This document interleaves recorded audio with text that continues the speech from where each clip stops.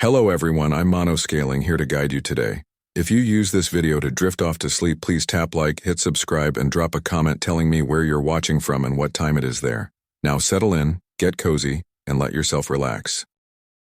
My name is Michael Green. I found a diary half buried beneath an oak tree in the Hoh rainforest of Washington State, and the entries described things that would happen to me over the next 3 days. I need to write this down while I still can. While I still remember who I am. It started 3 weeks ago when my girlfriend Emma convinced me we needed to get away. She'd been complaining about her job at the marketing firm for months, the long hours, the impossible clients, the passive-aggressive emails from her boss. I worked remotely as a software developer, so my location didn't matter much. Emma found this RV rental place outside Forks, Washington, and showed me pictures of the Hoh rainforest on her phone. Look at this place, Mike. It's supposed to be one of the quietest spots in the country. No cell service, no internet. Just us and the trees. I wasn't thrilled about the no cell service part. I had a project deadline coming up, but Emma had that look in her eyes, the one that meant she'd already made up her mind and was just going through the motions of asking my opinion. 3 days, she said. That's all I'm asking for. So I agreed. We picked up the RV on a Thursday afternoon. It was bigger than I expected. A 30-foot Class A motorhome that Emma insisted we needed because it had a full bathroom and a real bed. The rental guy, whose name tag said Dennis, walked us through all the systems. How to dump the tanks, how to level the RV, how to work the propane. He had this nervous energy about him, constantly checking his watch like he had somewhere more important to be. "You folks heading up to the Hoh?" he asked while Emma signed the paperwork. "Yeah," I said. "Ever been?" Dennis handed Emma the keys without looking at her. "Once. Long time ago." He paused, then added, "Just stick to the marked trails if you go hiking. Easy to get turned around in there." It wasn't until we were on the road that Emma mentioned she'd already booked a spot at a campground deep in the rainforest. "It's really remote," she said, one hand on the wheel. "The reviews said you feel like you're the only people on Earth." The drive took longer than expected. The roads got narrower and the trees got thicker until we were threading through a tunnel of green. Moss hung from everything. The GPS lost signal about 20 miles from the campground, but Emma had printed directions. Old school. We arrived just before sunset. The campground was basically a clearing in the forest with about a dozen RV spots arranged in a loose circle.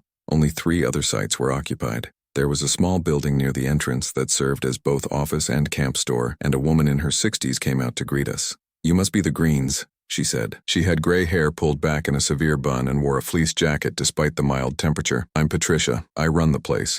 She handed us a map of the campground and a page of rules. No loud music after 10. No fires outside designated areas. Stay on marked trails. That last one again. "Cell service?" Emma asked. Patricia shook her head.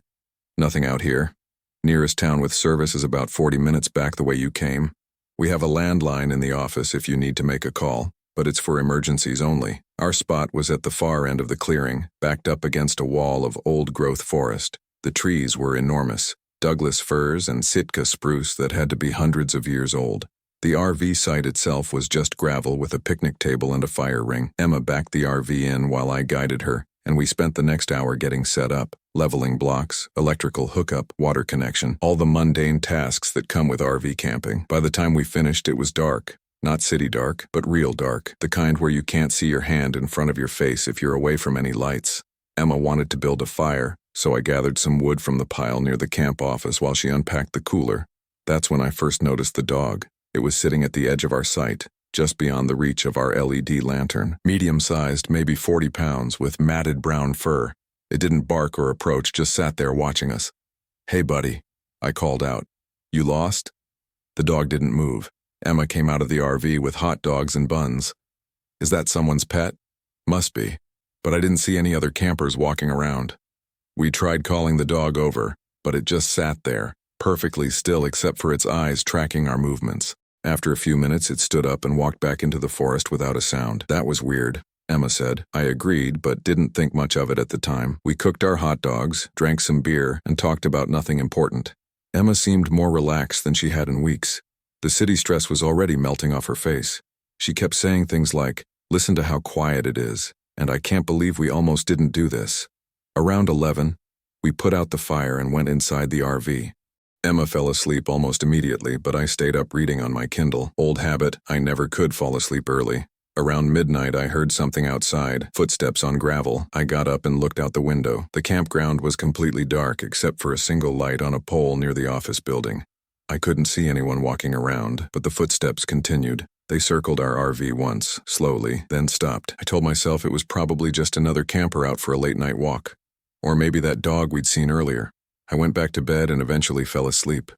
The next morning, Emma wanted to hike. There was a trail that started right behind our campsite and supposedly led to a waterfall about 2 miles in. We packed some sandwiches and water and set out around 9. The Hoh rainforest is like nothing I'd ever seen. Everything is green. The trees, the ground, the rocks, moss and ferns everywhere. It's beautiful but also slightly unsettling. The trees are so tall and dense that very little sunlight makes it to the forest floor. You're walking through this perpetual twilight, and it's quiet. Not peaceful quiet, empty quiet. We didn't hear any birds, no squirrels or chipmunks, just the sound of our footsteps on the trail. We'd been hiking about 30 minutes when I saw it.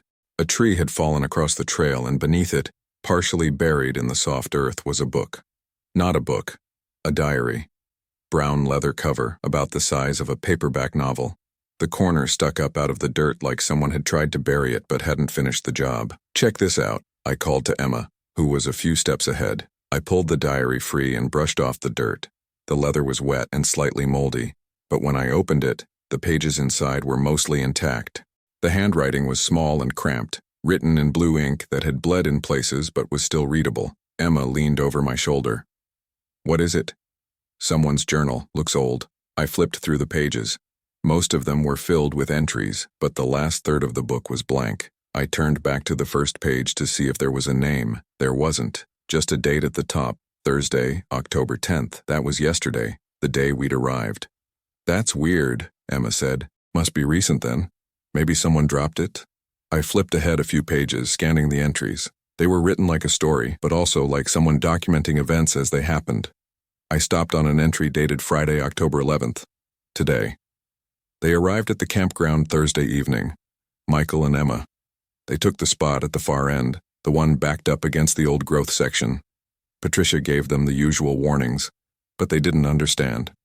Nobody ever does until it's too late. I felt something cold settle in my stomach. "Mike, what's wrong?" I showed her the entry. She read it, then laughed nervously. "Okay, that's creepy. Someone's fucking with us."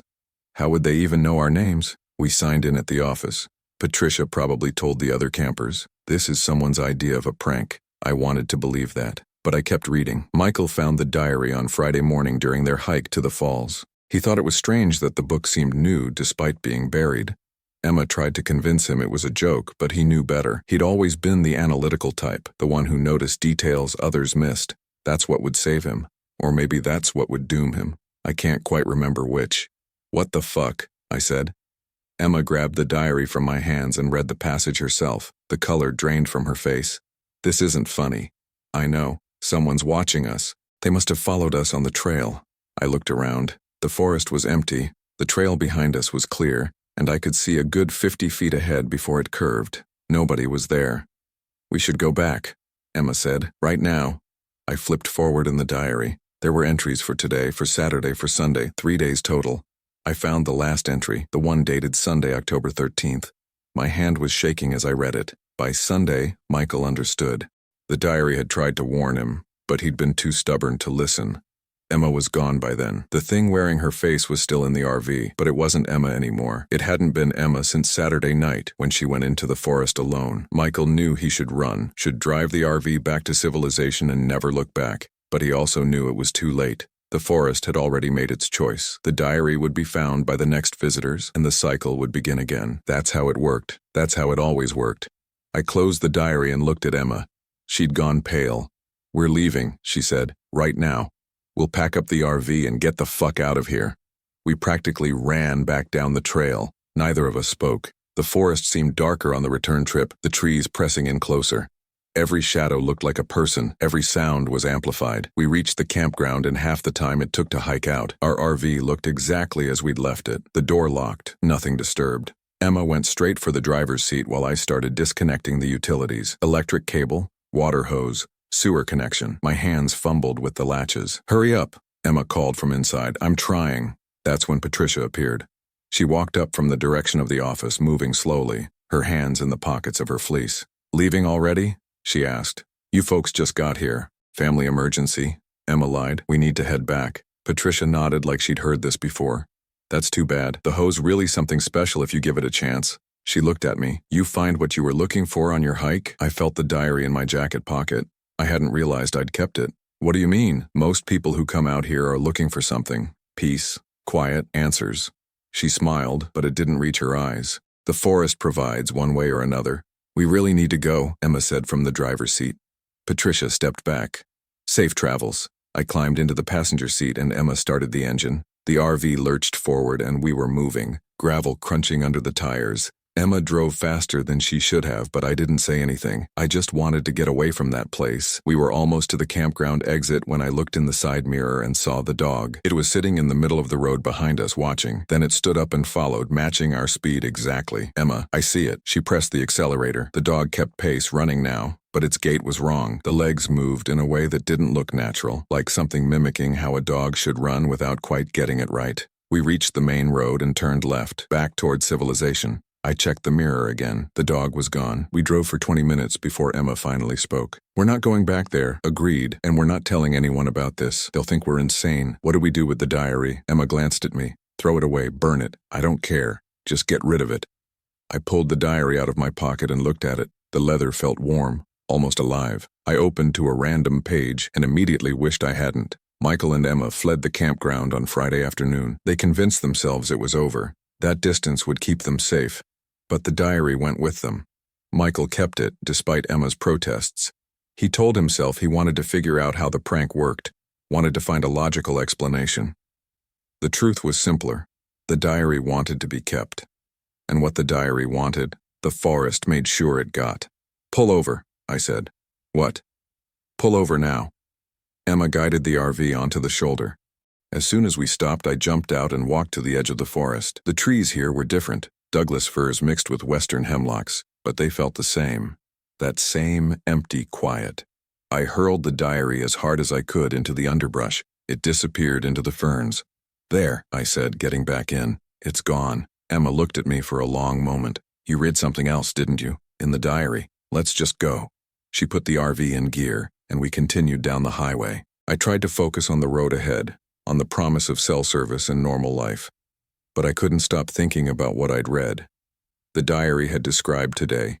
It had described us leaving, which meant everything we were doing had already been written, which meant, Mike. Emma's voice was sharp. Look. On the dashboard, tucked under the sun visor, was the diary.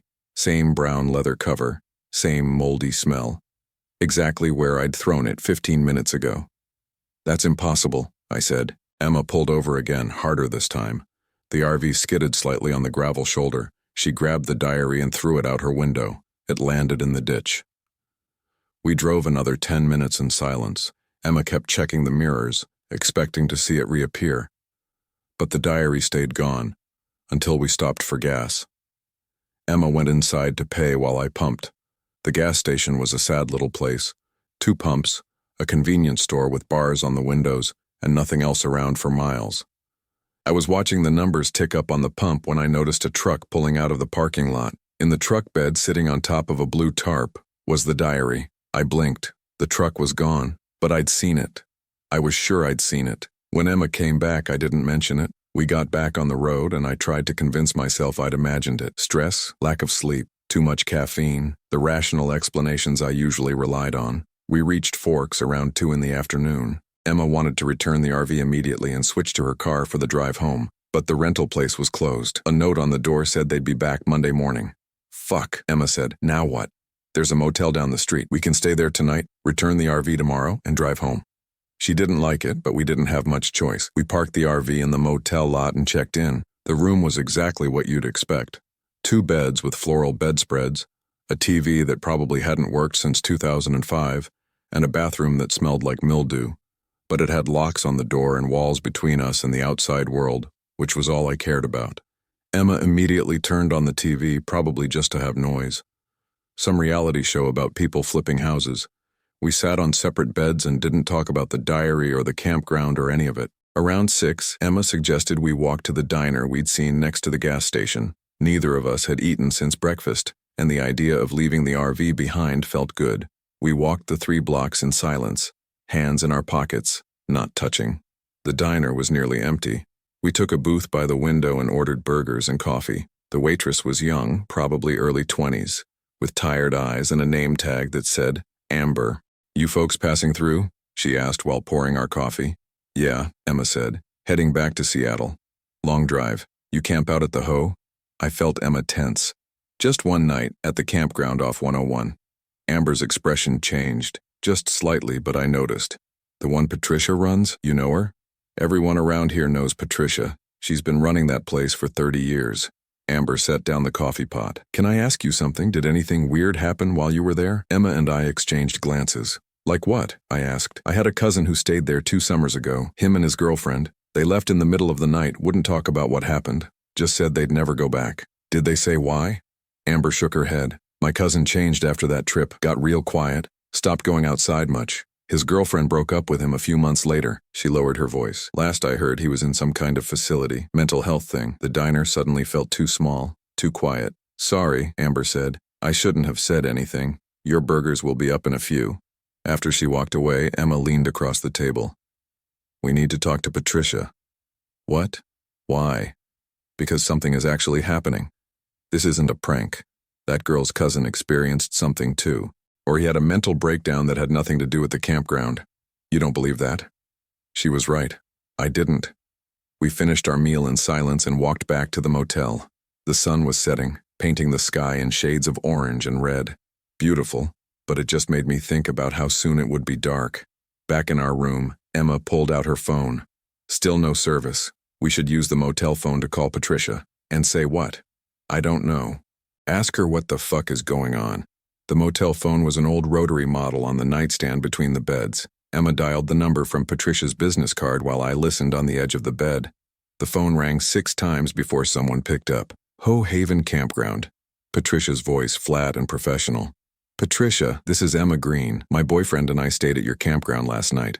"I remember. The couple with the family emergency. We need to ask you about something." Emma took a breath. "We found a diary in the forest. It had our names in it. It described things that were going to happen to us." Silence on the other end. It stretched so long I thought Patricia had hung up. "Patricia, where's the diary now?" Her voice had changed. Lower, more urgent. "We threw it away, but it keeps coming back." Jesus Christ.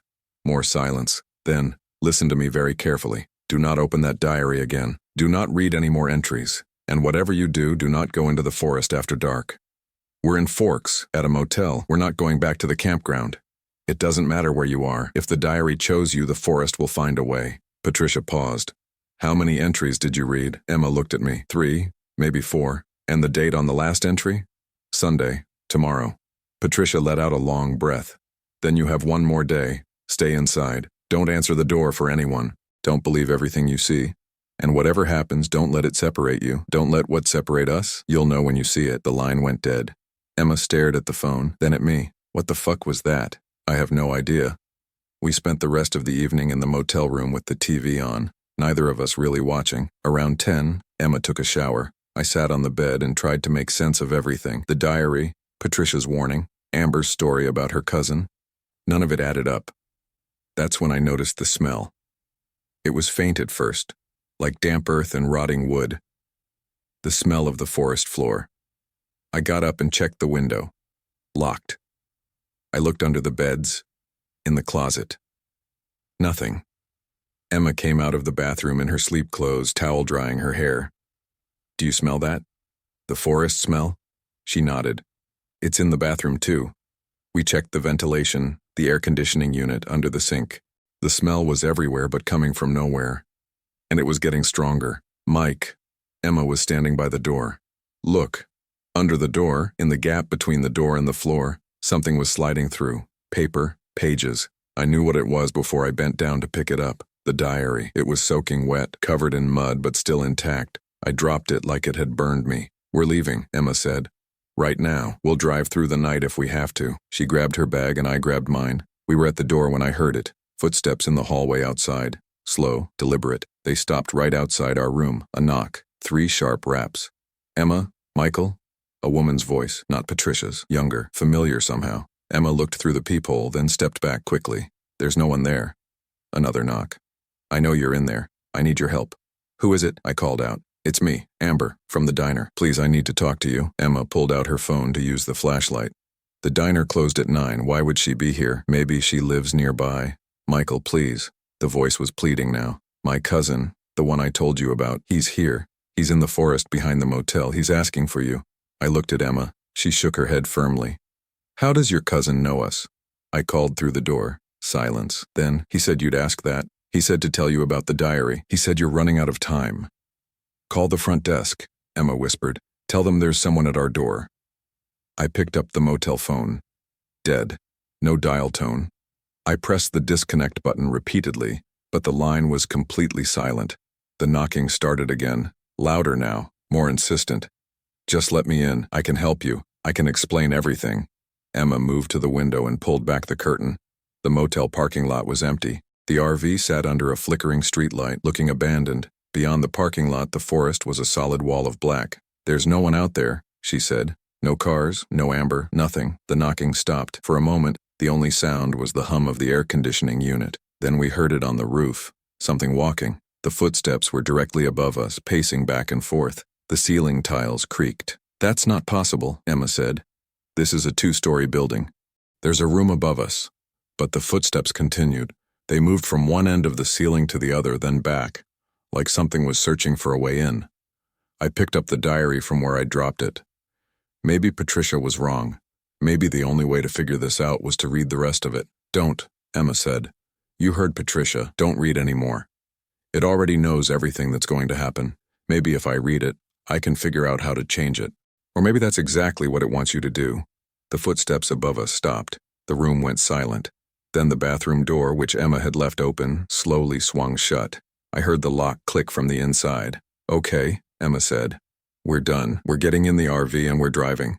We grabbed our bags and rushed to the door. I unlocked the deadbolt and pulled it open. The dog was sitting in the hallway, the same brown dog from the campground.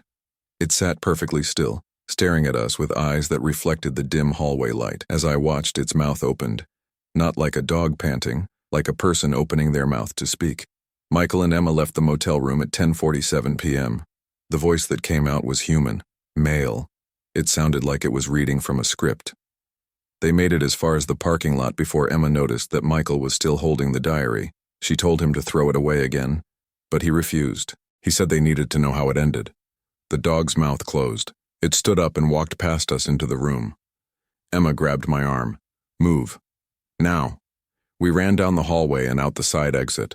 The cold night air hit us like a slap. The parking lot looked different than it had from the window. Darker. The streetlight was now dead. The RV seemed farther away than it should have been. We were halfway there when Emma stopped. Mike, where are the other cars? She was right. The parking lot had been half full when we checked in. Now it was empty except for our RV. No cars, no lights in any of the motel windows. Keep moving, I said. We reached the RV and I fumbled with the keys. Behind us I could hear the motel door open. Footsteps on concrete. I didn't look back. The RV door opened and we climbed inside. Emma went straight for the driver's seat while I locked the door behind us. The engine turned over, thank God, and Emma threw it in drive. We were pulling out of the parking lot when I saw them. People standing at the edge of the forest. 6 or 7 of them just barely visible in the darkness. They stood perfectly still watching us leave. As we got closer to the road, I realized something. They were all wearing the same clothes, jeans and dark jackets, the exact same outfit, and they all had the same face. My face. Emma, I see them. She punched the accelerator and the RV lurched forward.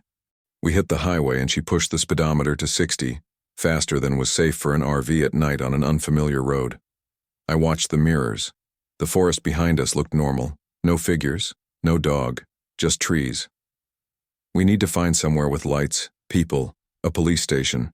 Emma nodded, both hands gripping the wheel. Her knuckles were white. We drove for what felt like hours but was probably only 20 minutes. The highway was completely empty, no other cars in either direction. The yellow lines of the road seemed to stretch on forever in the headlights. There, Emma said, up ahead. A gas station appeared on the right side of the road. The lights were on, the open sign glowing red in the window. Emma pulled into the parking lot and stopped near the entrance. Through the window I could see someone moving around inside, the attendant. "Should we go in?" Emma asked. I looked at the diary in my lap. I'd been holding it this whole time without realizing. What did the dog say? That I refused to throw it away? "Mike, I don't care what that thing said, get rid of it." I got out of the RV and walked to a garbage can near the gas pumps. I lifted the lid and dropped the diary inside, watching it fall onto a pile of napkins and coffee cups. When I turned around, Emma was getting out of the RV. "What are you doing?" I called. "I need to use the bathroom, I'm not waiting." "Emma, we should stay together." "It's a gas station, Mike. There are lights. There's another person inside. I'll be 2 minutes." She walked toward the building before I could argue. I watched her go inside and talk to the attendant, an older man with a beard. He pointed toward the back. Emma nodded and disappeared down a hallway. I looked at my watch. 11:43 p.m. 1 minute passed. 2, 3. The attendant was still behind the counter, reading something. I could see him through the window, seemingly normal, but Emma hadn't come back. 5 minutes. 6. I walked to the building and pulled open the door. A bell chimed. The attendant looked up from his magazine. "Help you?" "My girlfriend went to use the bathroom. Have you seen her?" He looked confused. "Bathroom? The restroom's for customers only. Nobody's been in here except you. She was just here." You pointed her toward the back. The man shook his head. "Son, you're the first person I've seen in 2 hours. You sure you're all right?" I pushed past him and went down the hallway. There was a single bathroom door marked restroom. I knocked. "Emma." No answer. I tried the handle. Locked. "Emma, if you're in there, say something." Silence. "I'm going to break down the door." "Sir, you can't," the attendant started, but I was already slamming my shoulder into the door. It took 3 tries before the lock gave way. The bathroom was empty, small, dirty, 1 toilet and a sink. No windows, no other doors, no Emma. I searched anyway, like she might be hiding behind the toilet or inside the walls. But she was gone, completely gone. I ran back to the attendant. "Where is she? What did you do?" "I didn't do anything. I told you nobody came in here." "Call the police. My girlfriend is missing." The man reached for his phone, then paused. "What was her name again?" "Emma. Emma Green." He nodded slowly. "And you are?" "Michael. Michael Green." "Why does that—" "Michael Green." He said it like he was trying to remember something, then his expression changed. "Oh, you're the one from the diary." Everything stopped. "What did you say?" The attendant smiled. It wasn't a friendly smile. "The diary. You read it, didn't you? Even though you were warned not to. You just had to know how it ended." I backed toward the door. The man didn't follow. He just stood there, watching me with that same awful smile. "She's not gone," he said.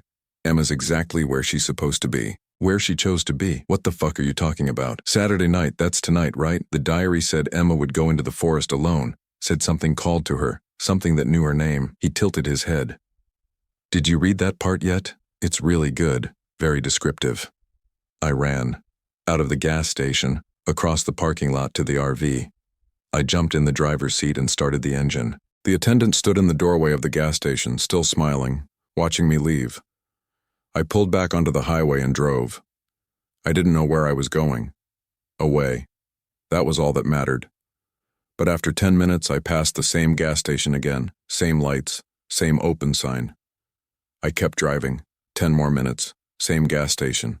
I was going in circles. I pulled over and put my head on the steering wheel. My hands were shaking. Emma was gone. The diary had predicted it, and I hadn't been able to stop it. The diary. I'd thrown it away at the gas station. But I knew with absolute certainty, that if I looked in the passenger seat right now, it would be there. I forced myself to look. It was there, sitting on the seat, water-stained and muddy as ever. I picked it up and opened to where I'd left off. Saturday, October 12th. Tonight, Emma disappeared at the gas station at 11:47 p.m. Michael searched for her, but she was already gone. The thing that had been calling to her since Thursday night had finally succeeded. It had worn her voice in the motel. It had worn Amber's face at their door. It had even worn Michael's face, standing at the edge of the forest, showing him what he would become. But Emma hadn't been strong enough to resist. She'd heard her mother's voice coming from the bathroom, her mother who had died 3 years ago. And she'd followed it, down a hallway that hadn't existed a moment before, into a part of the gas station that wasn't on any map, into the place where the forest kept the ones it wanted. Michael understood then that he'd lost her. Not to death, but to something worse, something that would keep her. reshape her, make her into one of them, one of the watchers in the trees. I closed the diary and screamed. I screamed until my throat was raw. Then I kept driving. It's Sunday now. October 13th, the last day the diary wrote about. I'm still on the highway. Or maybe I'm not. It looks like a highway, 2 lanes, yellow lines, trees on both sides. But I've been driving for 6 hours without passing anything except that same gas station. I stopped looking at the clock because time doesn't work right anymore. The diary is open on the seat next to me. I tried to throw it out the window, but it appeared on the dashboard. I tried to burn it with the cigarette lighter, but it wouldn't catch. I finally gave up and started reading the last entry. By Sunday, Michael understood. The diary had tried to warn him, but he'd been too stubborn to listen. Emma was gone by then. The thing wearing her face was still in the RV, but it wasn't Emma anymore. It hadn't been Emma since Saturday night when she went into the forest alone. Wait, the thing wearing her face was still in the RV? I looked in the rearview mirror at the bed in the back. Someone was lying there, under the covers. I hadn't noticed them before, but now I could see the shape of a person completely still. Emma? My voice cracked. The shape didn't move. I pulled over and walked back there on shaking legs. The covers rose and fell slightly like someone breathing. I reached out to pull them back. Michael, the voice was muffled. It sounded like Emma. Is it morning? Where are we? Emma, don't move. Just tell me something only you would know. What are you talking about? Answer the question. Silence then. You gave me a key ring for our first anniversary. It had a little silver dog charm because you knew I wanted to adopt one, but our apartment didn't allow pets. You said it was a promise that someday we'd have a real dog, a golden retriever named Professor Biscuits. That was right. All of it. Relief flooded through me. I pulled back the covers. It wasn't Emma. It looked like Emma. Same face, same hair, same body. But the eyes were wrong. They didn't blink. They just stared at me with an intensity that made my skin crawl. Michael, it said in Emma's voice. What's wrong? I backed away. It sat up, moving stiffly, like someone who hadn't quite figured out how joints worked. You're not Emma. Of course I am. Don't be silly. Where were you for the last 6 hours? It smiled. Emma's smile, but too wide. I've been right here, sleeping. You've been driving all night, remember? You wouldn't stop. You kept saying we had to keep moving. No, you disappeared at the gas station. What gas station? It tilted its head. Michael, you're scaring me. Are you feeling okay?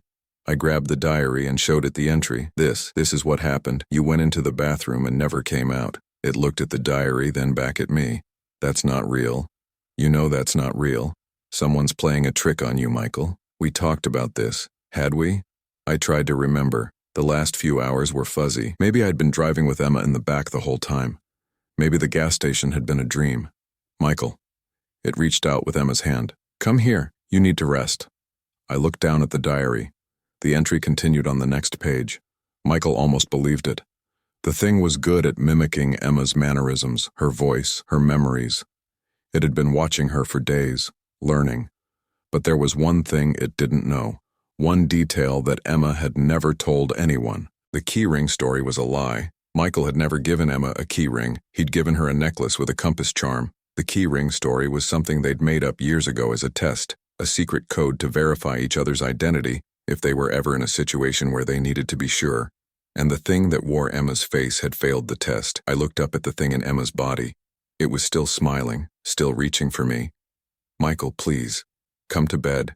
Everything will make sense in the morning. I turned and ran, out of the RV into the trees. I didn't have a plan. I just knew I couldn't stay in there with that thing. The forest swallowed me immediately. Within 10 feet of leaving the road, I couldn't see the RV anymore. The trees were thick and the darkness was absolute. I kept running anyway, branches whipping my face, roots trying to trip me. Behind me, I heard it following, not running, just walking at a steady pace, and it was calling my name in Emma's voice. Michael, Michael, where are you going? Michael, come back. I ran until my lungs burned, until my legs gave out and I collapsed against a tree. I could still hear it behind me, getting closer. I looked at the diary. It had one more page. Michael ran into the forest on Sunday morning just before dawn. He thought he could escape. He thought he could outrun what was coming. But the forest had been waiting for him, had been guiding him since Thursday night, since the moment he found the diary. This is where it ends. Where it always ends. The diary will be found by the next visitors. They'll read about Michael and Emma, about what happened to them, and they'll think it's a prank, a joke, a story someone made up to scare tourists, until it starts happening to them. That's how it works. That's how it always works. The forest provides, the forest takes, the forest remembers. I heard a sound and looked up. Emma was standing in front of me. The real Emma. I could tell immediately. Her eyes were right. Her smile was genuine. She looked scared and confused and so real. "Mike," she said. "Mike, thank God. I've been looking everywhere for you. What are you doing out here?" I wanted to believe it was her. I wanted it so badly. "What happened at the gas station?" I asked. "What gas station?" "Mike, we're at the campground. We never left. You've been having nightmares." I looked around. She was right.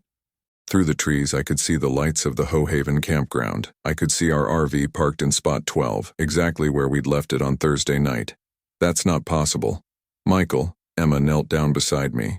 "You hit your head yesterday during the hike.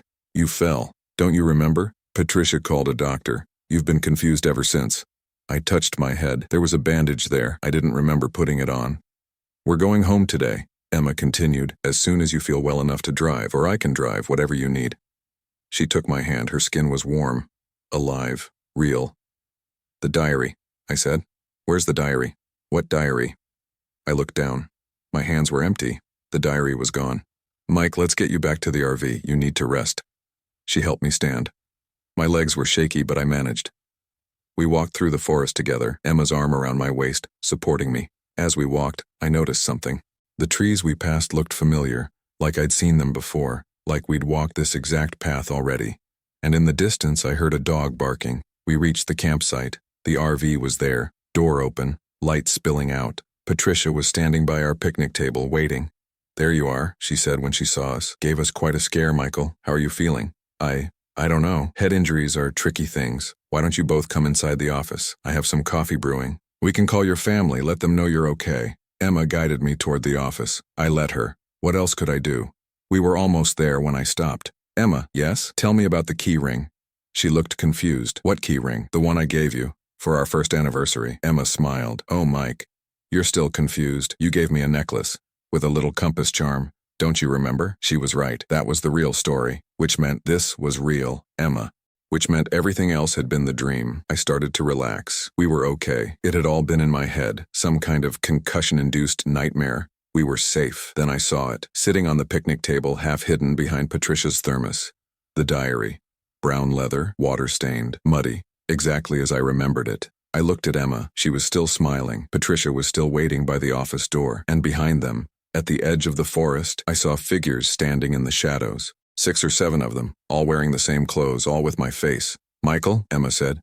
"What's wrong?" I looked down at the diary. It was open to a new page, a page that hadn't been there before. Michael almost made it. He almost broke free. But in the end, he walked into the office with Emma and Patricia. He drank the coffee they offered. He called his family to tell them he was fine. He returned the RV on Monday morning and drove home with Emma. And he tried very hard to forget about the diary and the forest and the things he'd seen, but he never forgot. Not really, because the diary had been clear about one thing. Once the forest chooses you, it never lets go.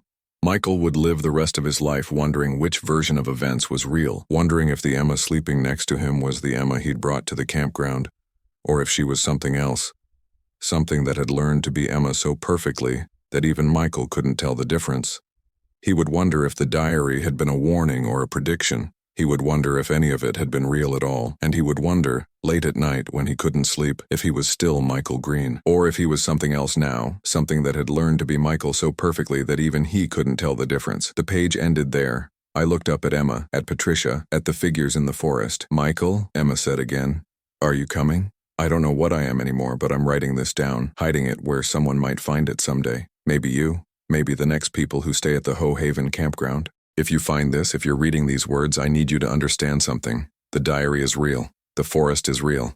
And if you found this, then it's already chosen you. I'm sorry. My name is Michael Green, and I don't know if I'm real anymore, but the diary is, and soon you'll find it too. You'll find it." Story 2. Fish Lake National Forest, Utah.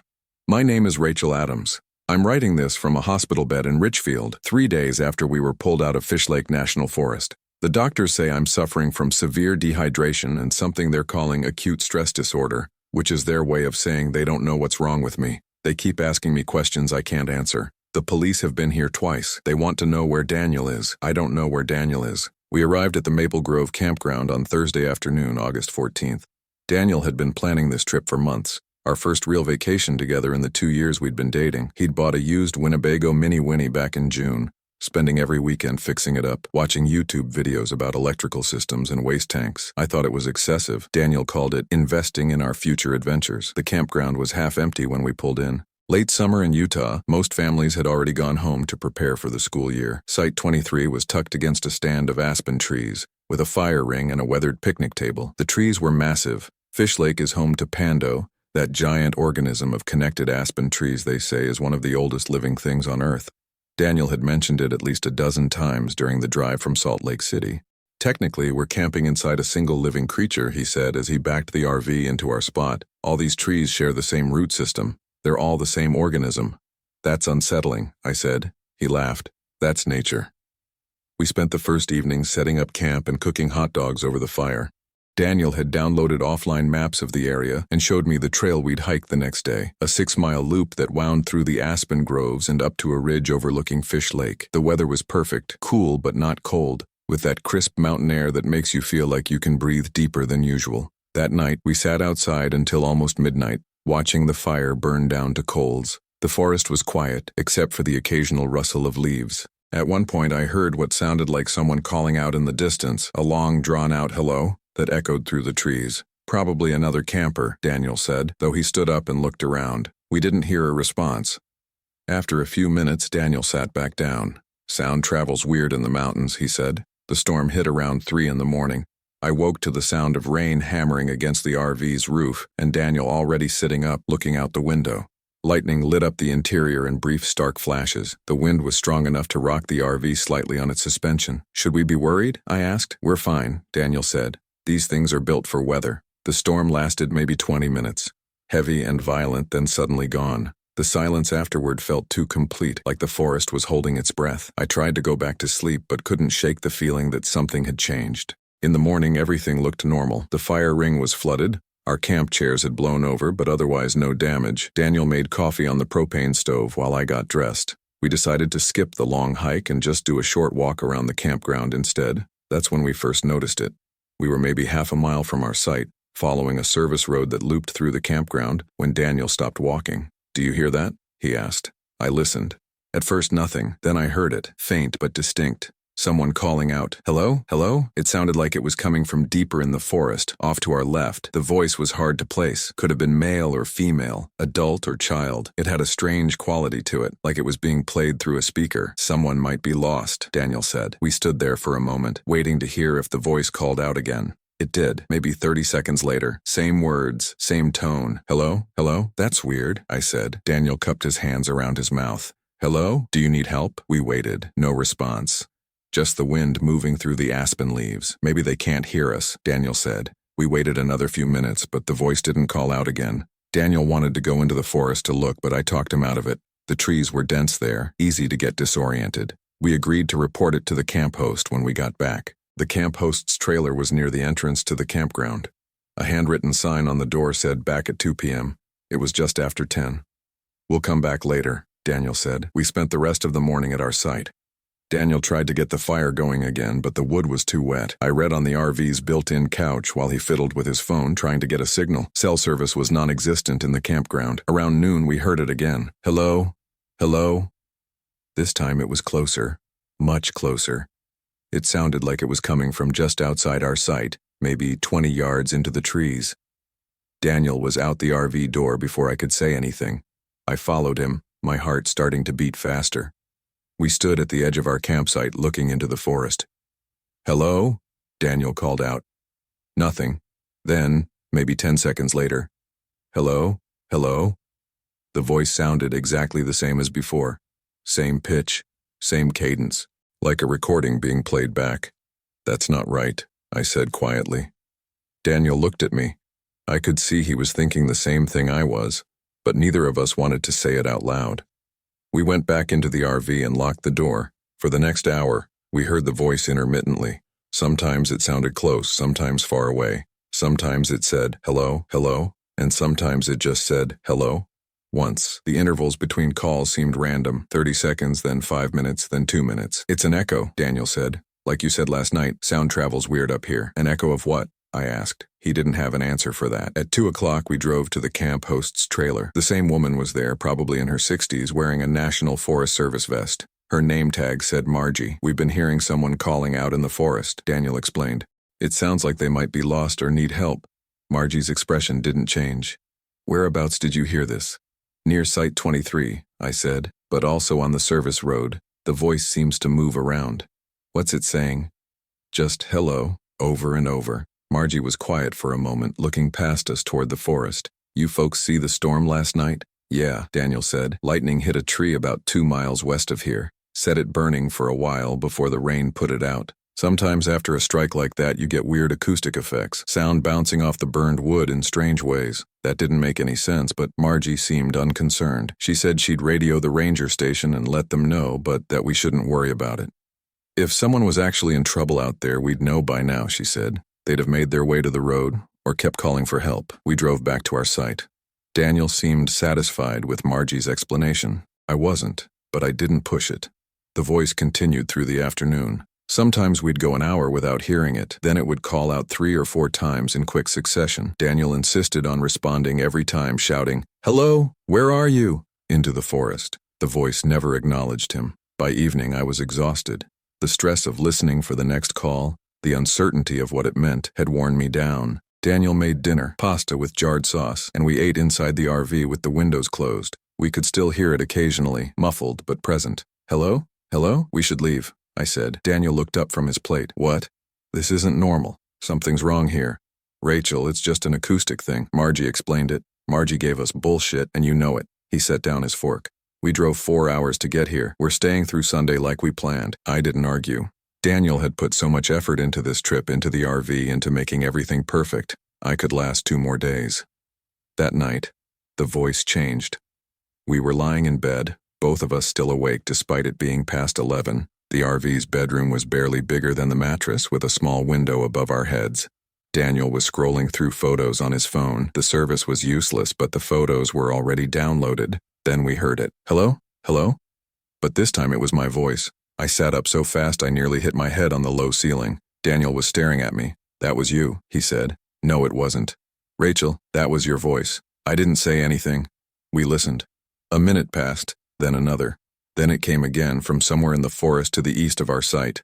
"Hello? Hello?" My voice, unmistakably my voice. The same pitch, the same slight rasp I have from years of seasonal allergies. But I wasn't speaking. My mouth was closed. I was barely breathing. "What the fuck?" I whispered. Daniel got out of bed and went to the window.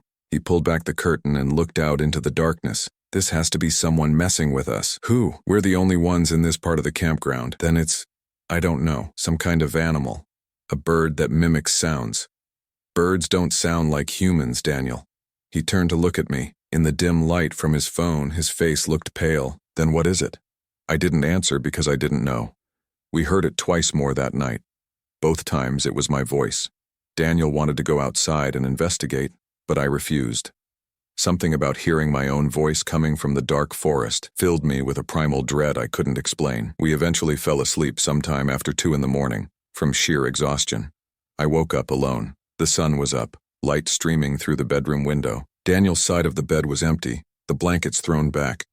I called out his name. No response. I got dressed quickly and went into the main cabin of the RV. Empty. The door was unlocked. Daniel's shoes were gone from by the entrance. I stepped outside.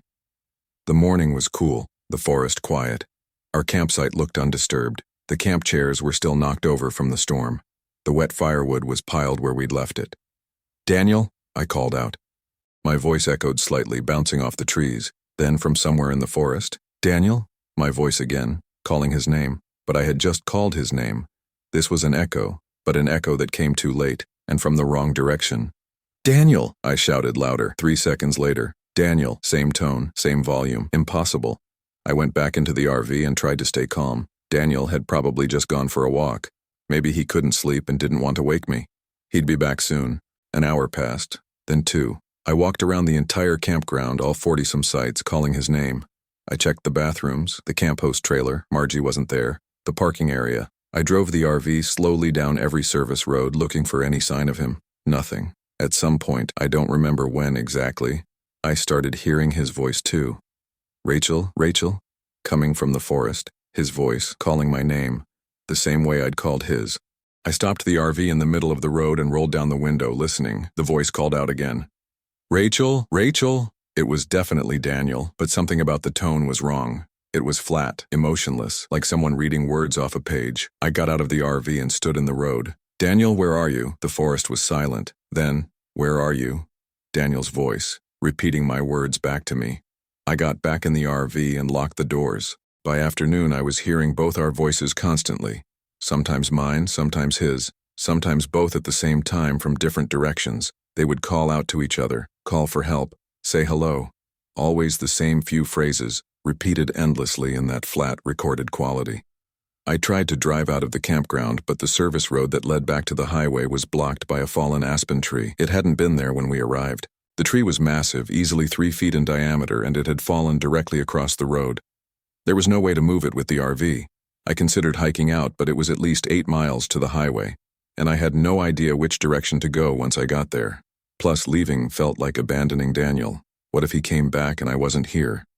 I went back to Site 23 and sat in the RV, door locked, curtains drawn. I tried Daniel's phone. It went straight to voicemail. Mine had no signal. The RV had a small TV with a DVD player, and I put on a movie just to have noise that wasn't the forest, wasn't our voices. That's when I noticed the water. The RV had a 30-gallon freshwater tank. When we'd arrived on Thursday, it had been full. Daniel had filled it at a gas station before we left Salt Lake. Now, according to the monitor panel, it was almost empty, less than 5 gallons remaining. I hadn't showered. We'd barely washed dishes. There was no leak that I could see. The water was just gone. I checked the gray water tank, the one that collected wastewater. It was nearly full. Something had been using our water. A lot of it. I sat on the couch, staring at the monitor panel, trying to make sense of it. Then I heard the shower running. The RV's tiny bathroom was at the back, near the bedroom. I could clearly hear water hitting the fiberglass shower basin. I hadn't turned on the shower. I'd been sitting in the main cabin the entire time. I stood up slowly and moved toward the bathroom. The door was closed. I put my hand on the handle and felt vibration from the running water inside. Daniel? I said softly. The water shut off. I stood there, hand on the door handle, heart pounding so hard I could feel it in my throat. After maybe 30 seconds, I opened the door. The bathroom was empty. The shower was dry. The mirror was unfogged. But when I touched the shower head, it was warm. I got out of the RV and sat at the picnic table even though it was damp. I needed to be outside, needed to see the sky. The sun was starting to set, golden light filtering through the aspen leaves. In any other circumstance, it would have been beautiful. Rachel? Rachel? Daniel's voice from the forest. I'm here, I shouted back, not caring anymore that it wasn't really him. I'm right here, right here. My own voice echoing back. Then a new voice joined in, a woman's voice I didn't recognize. Help me. Please help me. It was coming from the same area as the other voices, somewhere in the trees to the east. Young woman, scared, desperate. I stood up from the picnic table. Hello? Who's there? Who's there? The woman's voice repeated back. Then a man's voice. Is anyone out there? Then a child. Mommy, mommy? Then more voices, overlapping, calling out. Different words, different tones, all with that same flat, recorded quality. It sounded like dozens of people, all lost in the forest, all calling for help. I ran back into the RV and slammed the door. The voices continued until well after dark. Sometimes they were loud, sometimes faint. I sat in the dark RV listening, trying not to lose my mind. The rational part of my brain kept insisting there had to be an explanation. Recording devices, speakers hidden in the trees, some kind of prank. But I knew it wasn't that. Around midnight, the voices stopped. The silence was almost worse. I sat there waiting but heard nothing except the wind. Then someone knocked on the RV door. 3 firm knocks. I didn't move, didn't breathe. Another 3 knocks. Rachel? Daniel's voice, from just outside the door. Rachel, let me in. Daniel? I said quietly. Let me in, Rachel. The voice was wrong. It was Daniel's voice, his tone, his inflection, but it was missing something essential, like a perfect forgery that was still somehow obviously fake. Where were you? I asked. Silence then. Where were you? My own voice speaking my question back to me. Let me in, Rachel. I stayed quiet, sitting in the dark, staring at the door. The knocking came again, then again. Then it started moving around the RV, knocking on the windows, on the walls, on the door to the storage compartment underneath. A constant, rhythmic knocking that circled the entire vehicle. I crawled into the bedroom and hid under the blankets like a child, hands over my ears trying to block it out. Eventually, I must have passed out from exhaustion. When I woke up, it was dawn and I was alone. The RV was silent. I got up slowly, every muscle aching, and looked out the windows. Daniel was sitting at the picnic table. He had his back to me, wearing the same clothes he'd had on when we arrived, gray t-shirt, hiking pants. He was just sitting there perfectly still, facing the forest. I opened the RV door. "Daniel?" He didn't turn around. I stepped out onto the ground, my legs shaky. "Daniel, where have you been?" He stood up and turned to face me. It was Daniel, same face, same build, same haircut, but his expression was wrong, completely neutral, eyes not quite focused on anything, like he was sleepwalking. "I'm here," he said. His voice was flat, the same flat quality as the voices from the forest. "Daniel, what's wrong? What happened to you? What happened to you?" He was just repeating my words back to me. I felt cold, despite the morning sun. "That's not funny," I said. "Not funny," he repeated. I took a step back toward the RV. Daniel, or whatever was wearing Daniel's face, just stood there watching me with those unfocused eyes. "Stay away from me," I said. "Stay away from me." I got back into the RV and locked the door. Through the window, I watched him return to the picnic table and sit down, returning to that same position. Back to the RV, facing the forest. He sat there for the next 6 hours. Didn't move, didn't shift position, just sat. I stayed in the RV, rationing the last gallon of water, trying to think of a plan. I could try to hike out, but that thing outside might follow me. I could wait for someone to come, another camper, a ranger, anyone. But the campground was empty and I had no idea if anyone even knew we were here. Around 2 in the afternoon, Daniel stood up and walked into the forest. I watched him disappear between the aspen trees, his gait stiff and mechanical. He didn't look back. I gave him 10 minutes, then got out of the RV. My plan was simple. Follow the service road on foot until I reach the fallen tree, then either climb over it or go around through the forest. Keep walking until I reach the highway. Flag down a car, get help. I made it maybe a quarter mile before I heard the voices again, all of them at once. Dozens of voices, maybe hundreds, all calling out from the forest around me. Men, women, children. Some I recognized. My voice, Daniel's voice. Others were strangers. They were saying everything. Names, questions, cries for help, random words and phrases. "Please help. Is anyone there? I'm lost. Hello, hello, hello. Mom. God, please. Which way? Rachel Daniel, Rachel Daniel." The sound was overwhelming, coming from every direction, echoing and overlapping until it was just noise. I put my hands over my ears and kept walking, focusing on the road ahead. Then I saw them, people standing between the trees. Dozens of them, maybe more. Men, women, children of all ages, all standing perfectly still, watching me. Their faces had that same neutral expression as Daniel's had, eyes unfocused, mouths slightly open. I stopped walking. One of them stepped onto the road ahead of me, a middle-aged man in hiking gear. He opened his mouth and my voice came out. "Hello? Hello?" Another stepped out, a young woman in a National Forest Service uniform. She spoke with an older man's voice. "Is anyone there?" More emerged from the trees, forming a line across the road, all of them speaking with voices that didn't belong to them, the chorus of wrong voices coming from wrong mouths. I turned and ran back toward the campground. They didn't follow me. They just stood there, that line of people blocking the road, all of them speaking, calling out, their voices mixing together into that awful cacophony. I got back to Site 23 and the RV was gone. The campsite was empty. No RV, no camping chairs, no gear, just the fire ring and the picnic table. The dirt showed tire tracks where we'd parked, but that was it. Everything else was gone. I sat down at the picnic table, the same table where that thing wearing Daniel's face had sat, and tried to think. The sun was starting to set. I had no water, no food, no shelter. The voices had stopped, but I knew they'd come back. And I knew that something in this forest was very wrong.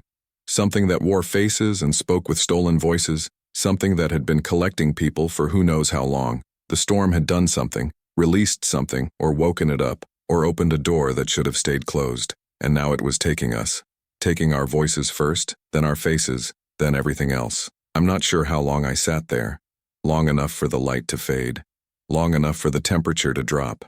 Long enough to accept that I wasn't getting out. Then I heard an engine, a truck, coming down the service road, headlights cutting through the dusk. I stood up and ran toward it, waving my arms. The truck stopped, and a man leaned out. Older, weathered face, concerned expression. "You all right?" he called out. "I need help," I said. "Please." I need to get out of here. He looked at me for a long moment. Where's your camp? It's gone. Everything's gone. My boyfriend is missing and there are people in the forest and they're not right. Something's wrong with them. Okay, he said gently. Okay, get in. I'll take you out of here. I got in the passenger seat. The truck was warm, radio playing softly. Normal. Real. The man put it in gear and started driving toward the exit. You're the second person I've pulled out this week, he said. Same story. Something about voices in the forest, people that ain't right. What happened to them? The person you found? He was quiet for a moment. Hospital in Richfield took him, dehydrated, confused, kept talking about the voices. Do you know what's happening here? He shook his head. Forest Service closed this area off 2 days ago, said it was wildlife management, but he trailed off. We reached the fallen tree. The man sighed. Gonna have to go around. He put the truck in 4-wheel drive and pulled off the road, navigating carefully through the trees. It took maybe 10 minutes, but we made it past the blockage and back onto the main road. I looked back once at the forest behind us. In the fading light, I could see figures standing between the trees, watching us leave. The man drove me to the hospital in Richfield. I spent 3 days there while they ran tests and asked questions. The police came. I told them about Daniel, about the voices, about the people in the forest. They wrote everything down, but I could tell they didn't believe me. They did confirm that Daniel's phone last pinged a tower near Fish Lake on Friday morning. After that, nothing. They searched the campground and found our RV abandoned at Site 23. All our belongings were still inside. Daniel's wallet, his phone, his clothes, everything except Daniel.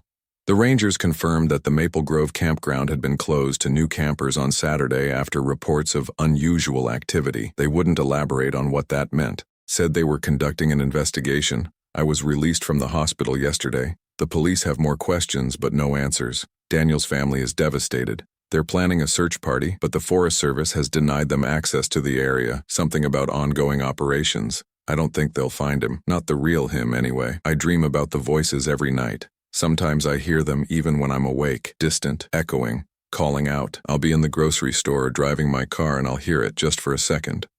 Hello? Hello? My voice coming from somewhere I can't see. The doctors say it's trauma. PTSD. Audio hallucinations triggered by the experience. They've given me pills and scheduled therapy sessions. Everyone is very kind and very concerned and absolutely certain that I'm going to be okay. But I know what I heard, I know what I saw. And I know that something in Fish Lake National Forest is collecting us one by one, stealing our voices and wearing our faces. The worst part is the waiting, because I know it's not over. Last night I heard knocking on my apartment door. 3 firm knocks just like on the RV. I looked through the peephole and saw myself standing in the hallway. I watched myself stand there for 20 minutes, perfectly still, eyes unfocused, waiting for me to open the door. Eventually it turned and walked away, disappearing around the corner toward the stairs. I called the police. They found no one in the hallway, no evidence anyone had been there. They suggested I was having another episode, that the stress was making me see things. Maybe they're right. Maybe I am losing my mind. But I don't think so. I think it followed me back. I think whatever is in that forest, whatever takes voices and faces and people, isn't confined to Fish Lake anymore. I think it's spreading, moving through the world one person at a time, and I think I helped it do that by leaving. I hear it sometimes late at night, whispering outside my window. Rachel? Rachel? Daniel's voice, calling my name. And I know that one day soon I'm going to open the door. Not because I want to, but because it's going to be wearing a face I can't refuse. Maybe my mother's face. Maybe my best friend's. Maybe even my own face, just different enough that I won't realize it's not me until it's too late. The doctors keep asking when the voices started. I tell them after the storm, after the lightning struck that tree, but that's not entirely true.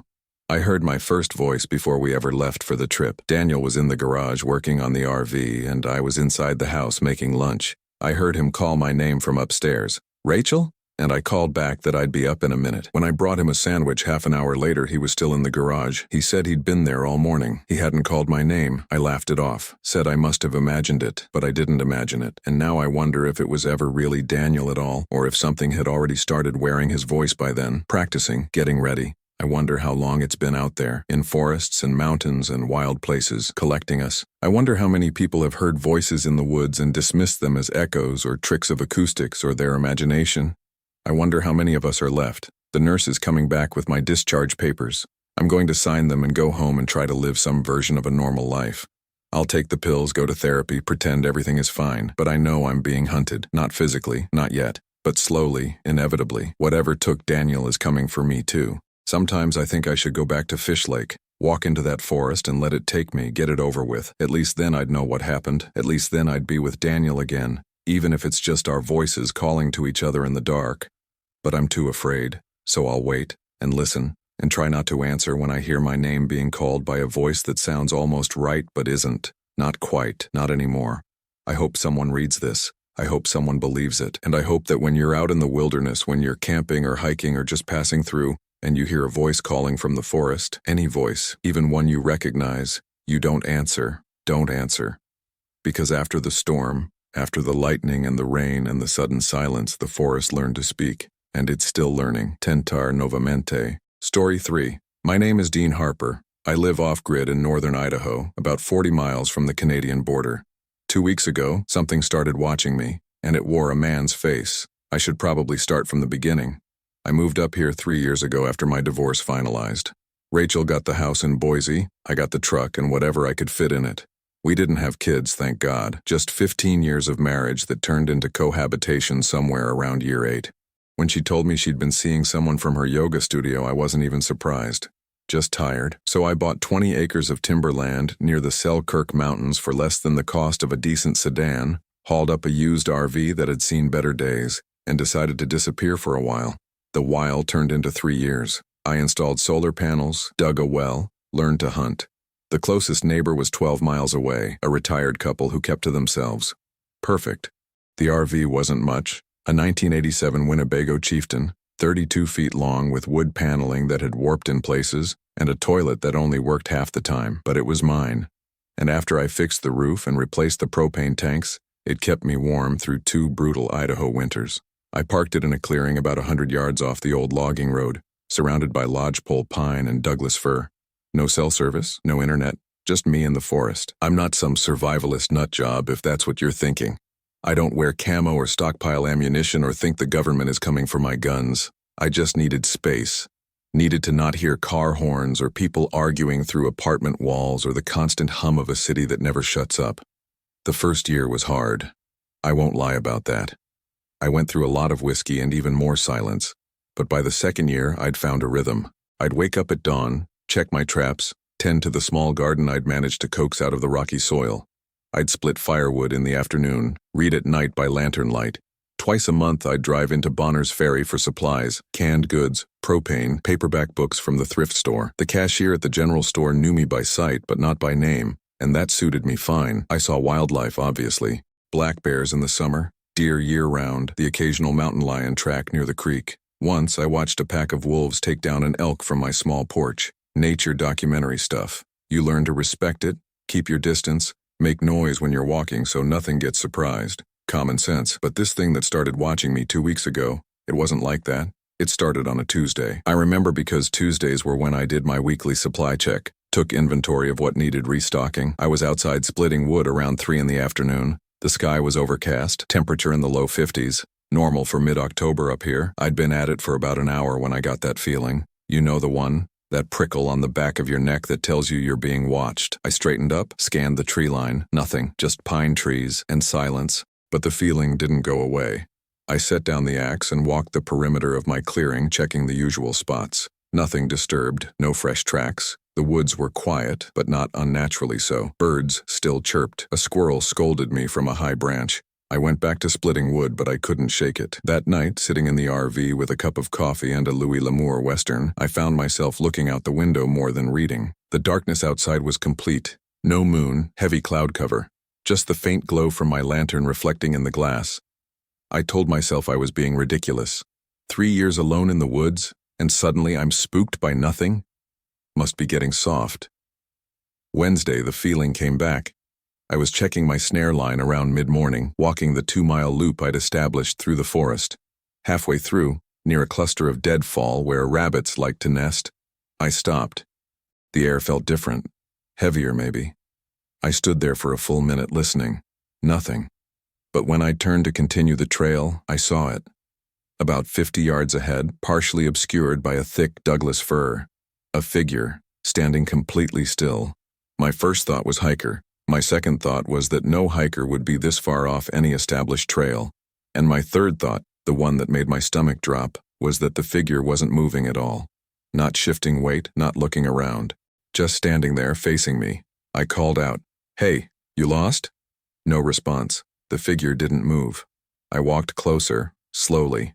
As I got within 30 yards, I could make out more details. It was a man, or what looked like a man. Tall, maybe 6'2", wearing what appeared to be dark clothing, though the shadows made it hard to tell. His face was pale, very pale, almost gray in the filtered forest light. "You need help?" I called again. Still nothing. He just stood there staring at me. I stopped walking. Something in my gut told me not to get any closer. We stood like that for what felt like a full minute, though it was probably only 10 or 15 seconds. Then, without any transition, no turning, no stepping, he was just gone. Not behind the tree, just gone. I stood there, heart pounding. I walked to where he'd been standing. No footprints in the pine needles, no disturbed vegetation, nothing. I finished checking my snares quickly after that, caught nothing, and headed back to the RV. I spent the rest of the day trying to convince myself I'd imagined it, or that it had been a trick of the light and shadow. By evening, I'd almost succeeded. Thursday morning, I found the first handprint. It was on the driver's side window of my truck, which I kept parked next to the RV. A perfect handprint, palm and 5 fingers, pressed against the glass. The strange thing was, it was on the outside of the window, but it looked like it had been made from the inside. The fingers were pointing out, palm pressed outward, as if someone had been trapped in the cab and pressed their hand against the glass trying to get out. I stood there for a long time staring at it. The morning was cold. I could see my breath, but I was sweating. I checked the truck doors, locked, just as I'd left them. I checked the RV, also locked. No signs of forced entry anywhere. I grabbed a rag and wiped the handprint away. It smeared easily like condensation. But it was cold out. There shouldn't have been condensation. And even if there had been, why would it form in the shape of a perfect handprint? From the inside?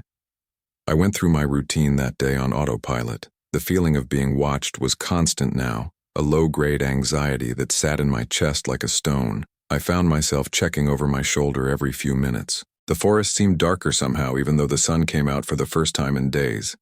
That night I heard the knocking. 3 knocks, slow and deliberate, on the side of the RV.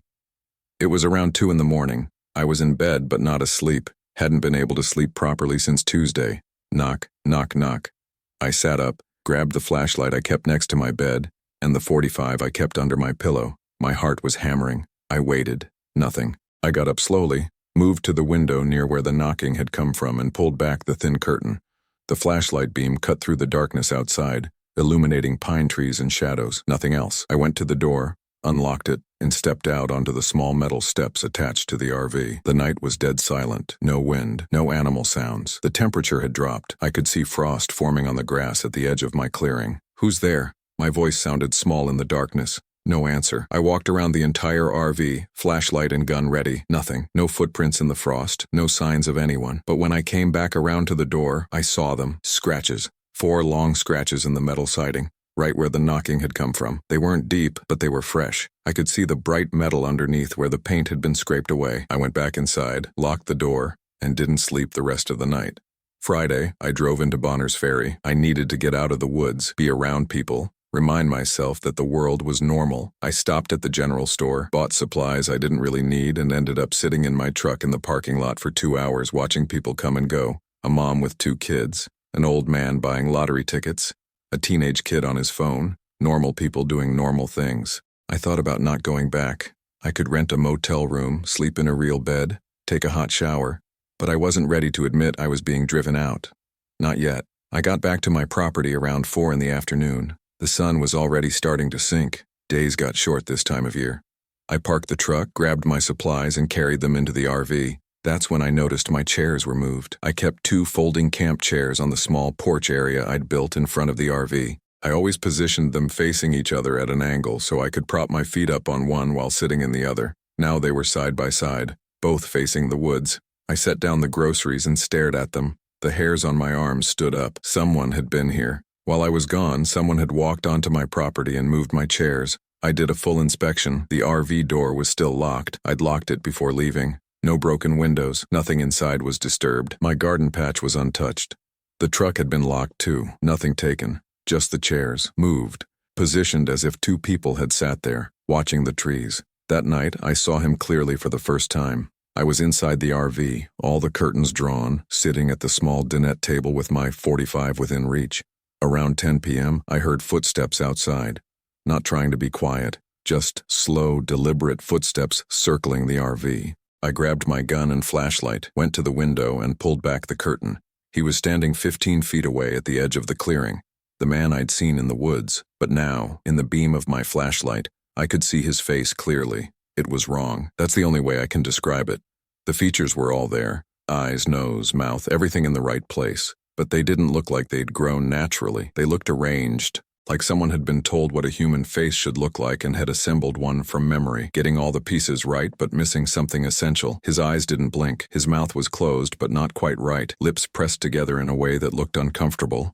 His skin was that same gray color, and it seemed to absorb the flashlight beam rather than reflect it. He was wearing clothes, jeans, a dark jacket, work boots. Everything was wrong in that same hard-to-define way. The jeans were the right shape but hung on him strangely. The jacket didn't move like fabric should.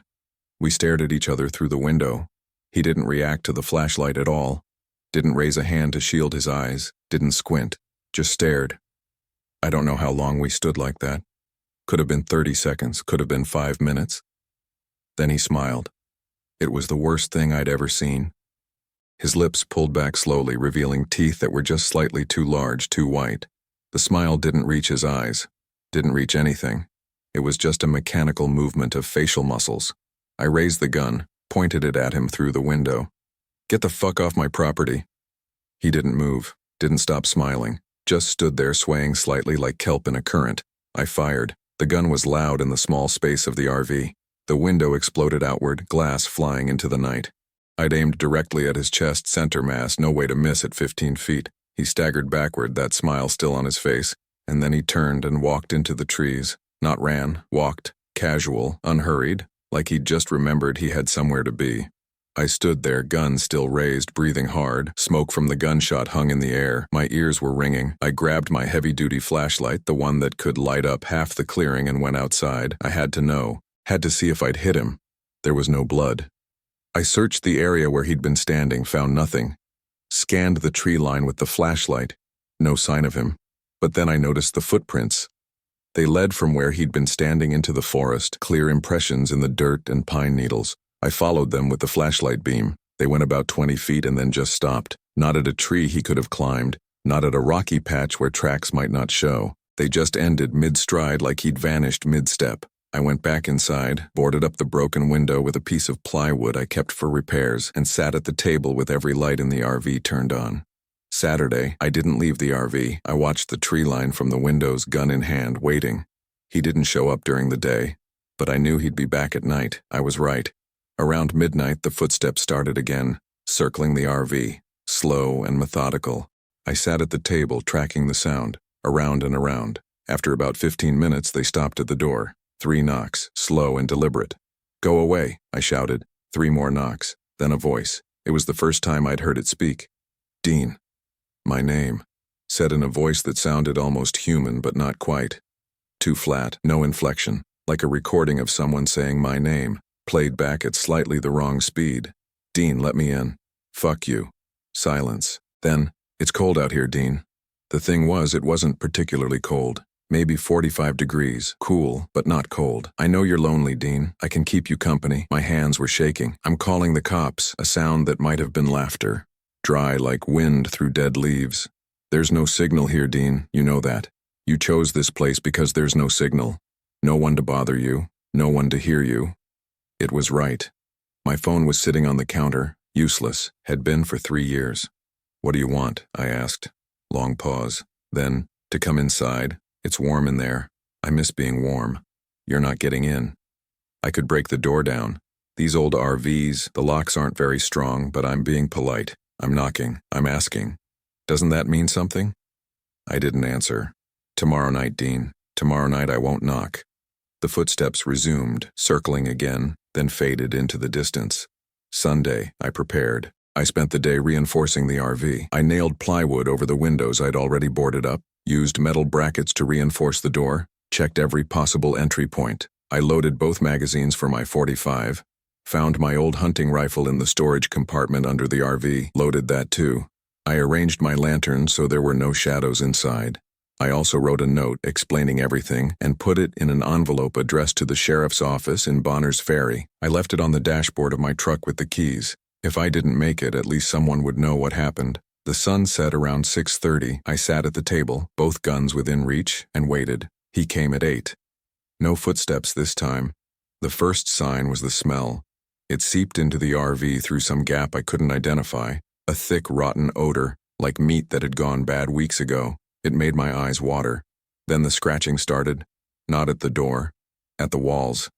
All around the RV simultaneously, like 10 people with their fingernails dragging across the metal siding. I stood up, gun in hand, trying to track the sound. It was everywhere. The scratching grew louder, more frantic. Something was trying very hard to get in. Then it stopped. Total silence. I waited, hardly breathing. Minutes passed. The smell was still there, heavy and nauseating. Then a new sound, footsteps on the roof. I looked up at the ceiling. The RV was old. The roof wasn't designed to support much weight. I heard a creaking sound, then another. He was walking around up there. I told you I wouldn't knock. His voice came from above me, muffled but clear. I'm coming in, Dean. One way or another. A scraping sound at the roof vent. I'd forgotten about the roof vent. I raised the rifle, aimed at the ceiling where the sound was coming from. My finger on the trigger, waiting. The vent cover popped off with a metallic clang, and something dark started to push through the opening. An arm, gray-skinned, too long, the hand groping blindly. I fired 3 times into the ceiling. The arm jerked but didn't withdraw. Another arm pushed through, then the top of a head, that gray skin and too perfect hair. I kept firing until the rifle clicked empty. Then I grabbed the .45 and unloaded that too. The thing that was trying to squeeze through my roof vent pulled back. I heard a heavy thud as it dropped off the roof, then running footsteps fast, moving away from the RV and into the woods. I stood there, ears ringing, gun smoke thick in the air, staring at the hole in my ceiling where the vent had been. The cold night air was pouring in, mixing with the smell of rot and gunpowder. I didn't sleep that night. I sat at the table, reloading both guns with shaking hands, waiting for dawn. Monday morning I left. I packed a single bag with essentials, got in my truck and drove away. I didn't look back at the RV. I made it to Bonner's Ferry, rented a room at the Super 8, and slept for 14 hours. When I woke up, I called the county sheriff's office, told them someone had been harassing me at my property, that I'd fired shots in self-defense. They said they'd send a deputy to check it out. 2 days later, a deputy named Morrison called me back. He'd been to my property, found the RV boarded up, bullet holes in the ceiling, scratches on the outside walls, but no sign of anyone else, no blood, no tracks beyond my own boot prints. He asked me a lot of questions about my mental state, whether I was on any medications, when I'd last seen a doctor. I knew how it sounded. Crazy hermit living alone in the woods sees things, shoots up his own RV. Classic case. But Morrison was decent about it. He suggested I might want to talk to someone, gave me a number for mental health services, said I could file a report if I wanted, but without evidence of another person, there wasn't much they could do. I thanked him and said I'd think about it. It's been 2 weeks since I left the property. I'm still in the motel. I've thought about going back, collecting my things, maybe selling the land.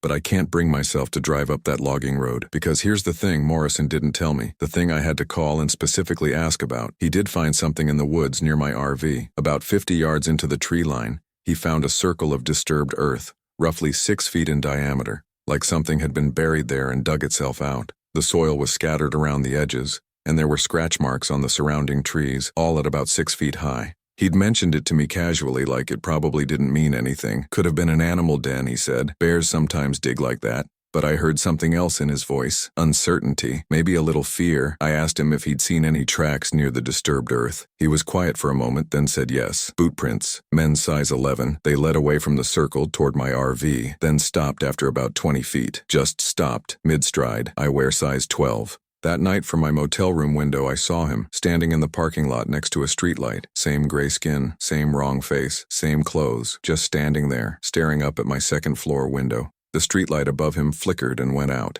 He smiled that terrible smile and walked away, unhurried, disappearing between 2 buildings. I called the front desk, asked if they had security cameras in the parking lot. The clerk said yes, they did. I asked if they could check the footage from about 10 minutes ago, see if anyone was standing near the south entrance. She called me back 20 minutes later, Said she'd checked the footage. Nobody there, just an empty parking lot. But the thing is, the streetlight was out on the video too. She mentioned that specifically. Said it was weird. The light had been working fine all night, then just went out for no reason around the same time I'd called. Came back on a few minutes later. I didn't tell her what I'd seen. I'm writing this now because I don't think distance matters. I don't think leaving my property changed anything. Whatever that thing is, wherever it came from, whether it was something that was buried up there and dug its way out or something else I can't even begin to understand, it knows me now. It's seen me, touched my windows, knocked on my door, tried to come inside. It spoke my name. And now it's followed me here. Last night I heard 3 slow knocks on my motel room door. I didn't answer, didn't even move.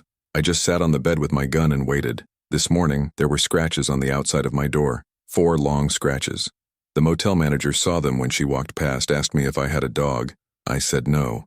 She looked at me strangely and said she'd have maintenance take care of it, but I know they'll be back.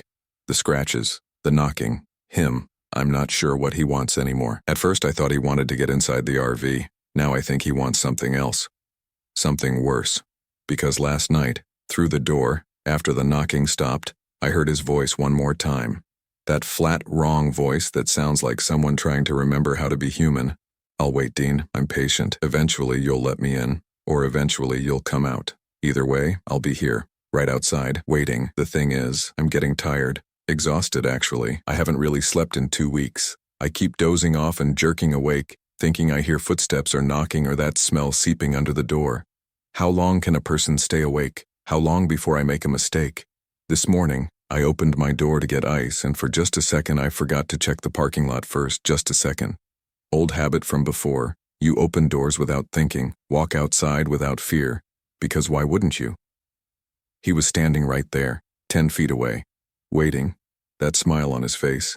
I slammed the door shut, heart hammering, locked it, pushed the dresser in front of it, but I'd seen something new this time, something I hadn't noticed before. He was wearing my jacket, the denim one I'd left hanging on a hook inside the RV, the one I'd forgotten to pack when I fled. He was wearing my jacket and it fit him perfectly. I don't know what that means.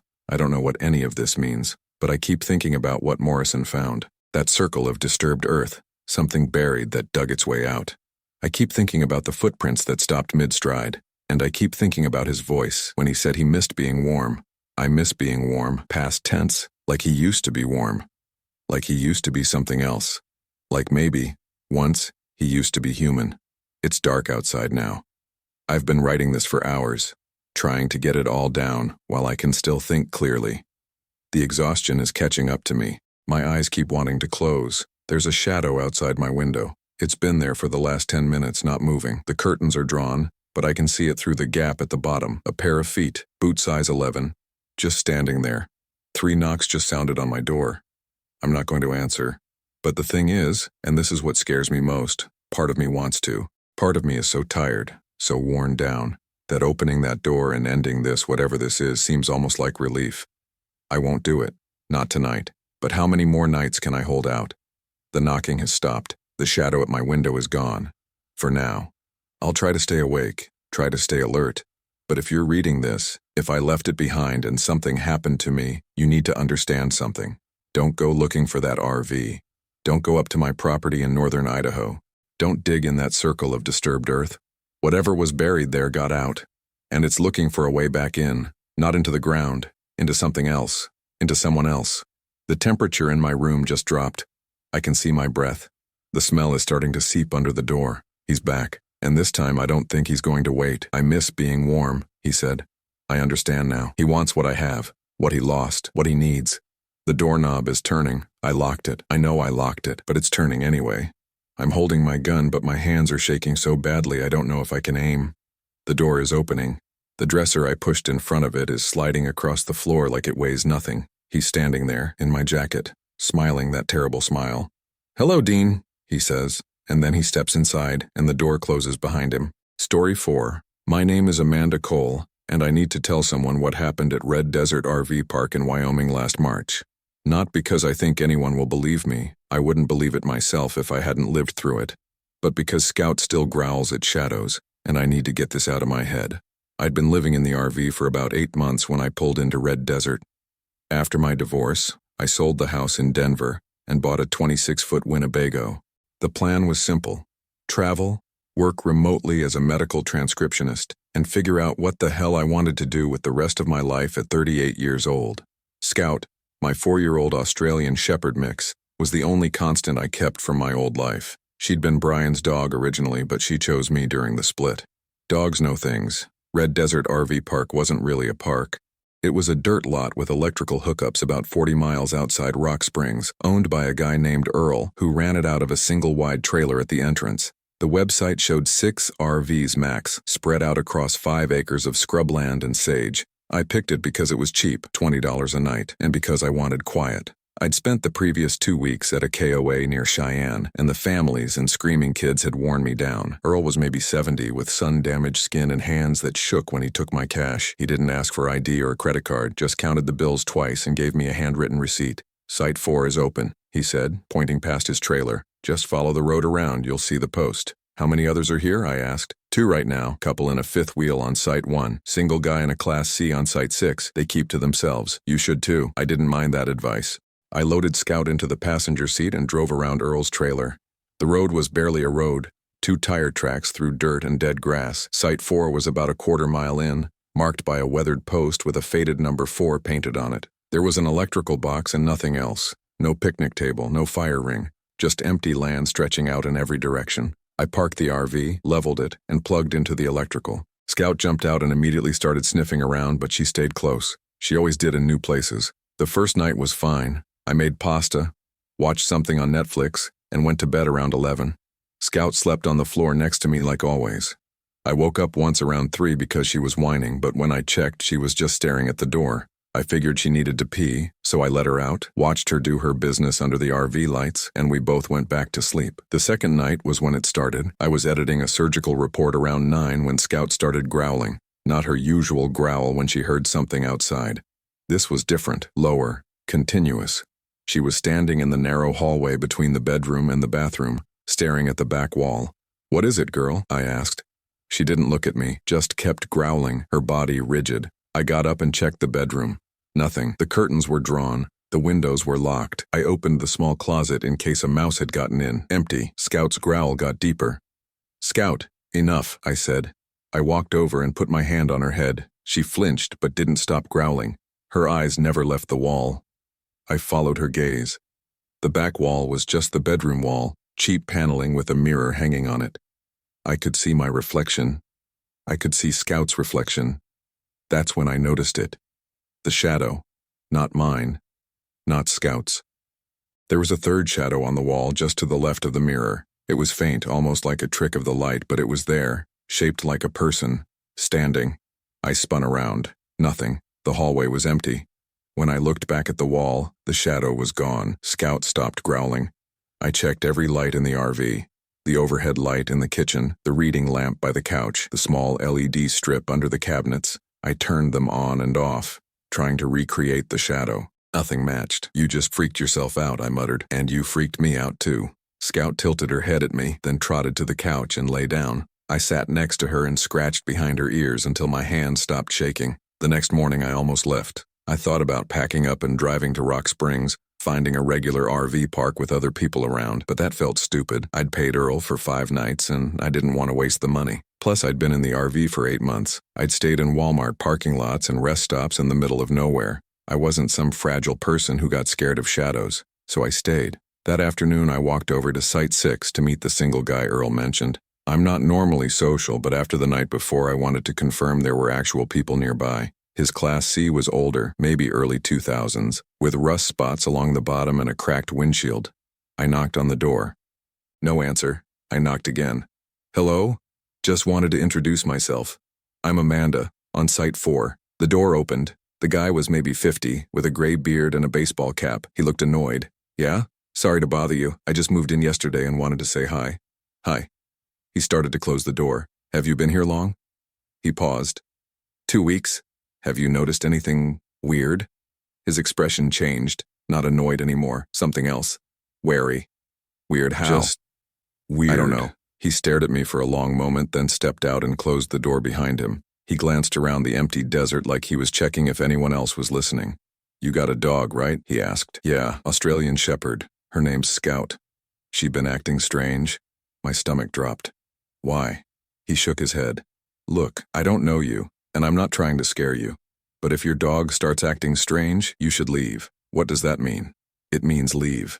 Pack up and go. Can you just tell me? I'm not talking about it. He opened his door and went back inside. The lock clicked. I stood there for a minute staring at his RV, then walked back to mine. Scout was waiting at the door, tail wagging. She seemed fine. Normal. That night, I kept all the lights on. I sat on the couch with my laptop, pretending to work, but mostly just listening. Scout lay on the floor, calm and quiet. Around midnight, I finally turned off the lights and went to bed. I woke up at 2:47 a.m. because Scout was growling again. She was standing in the hallway, same spot as before, staring at the back wall.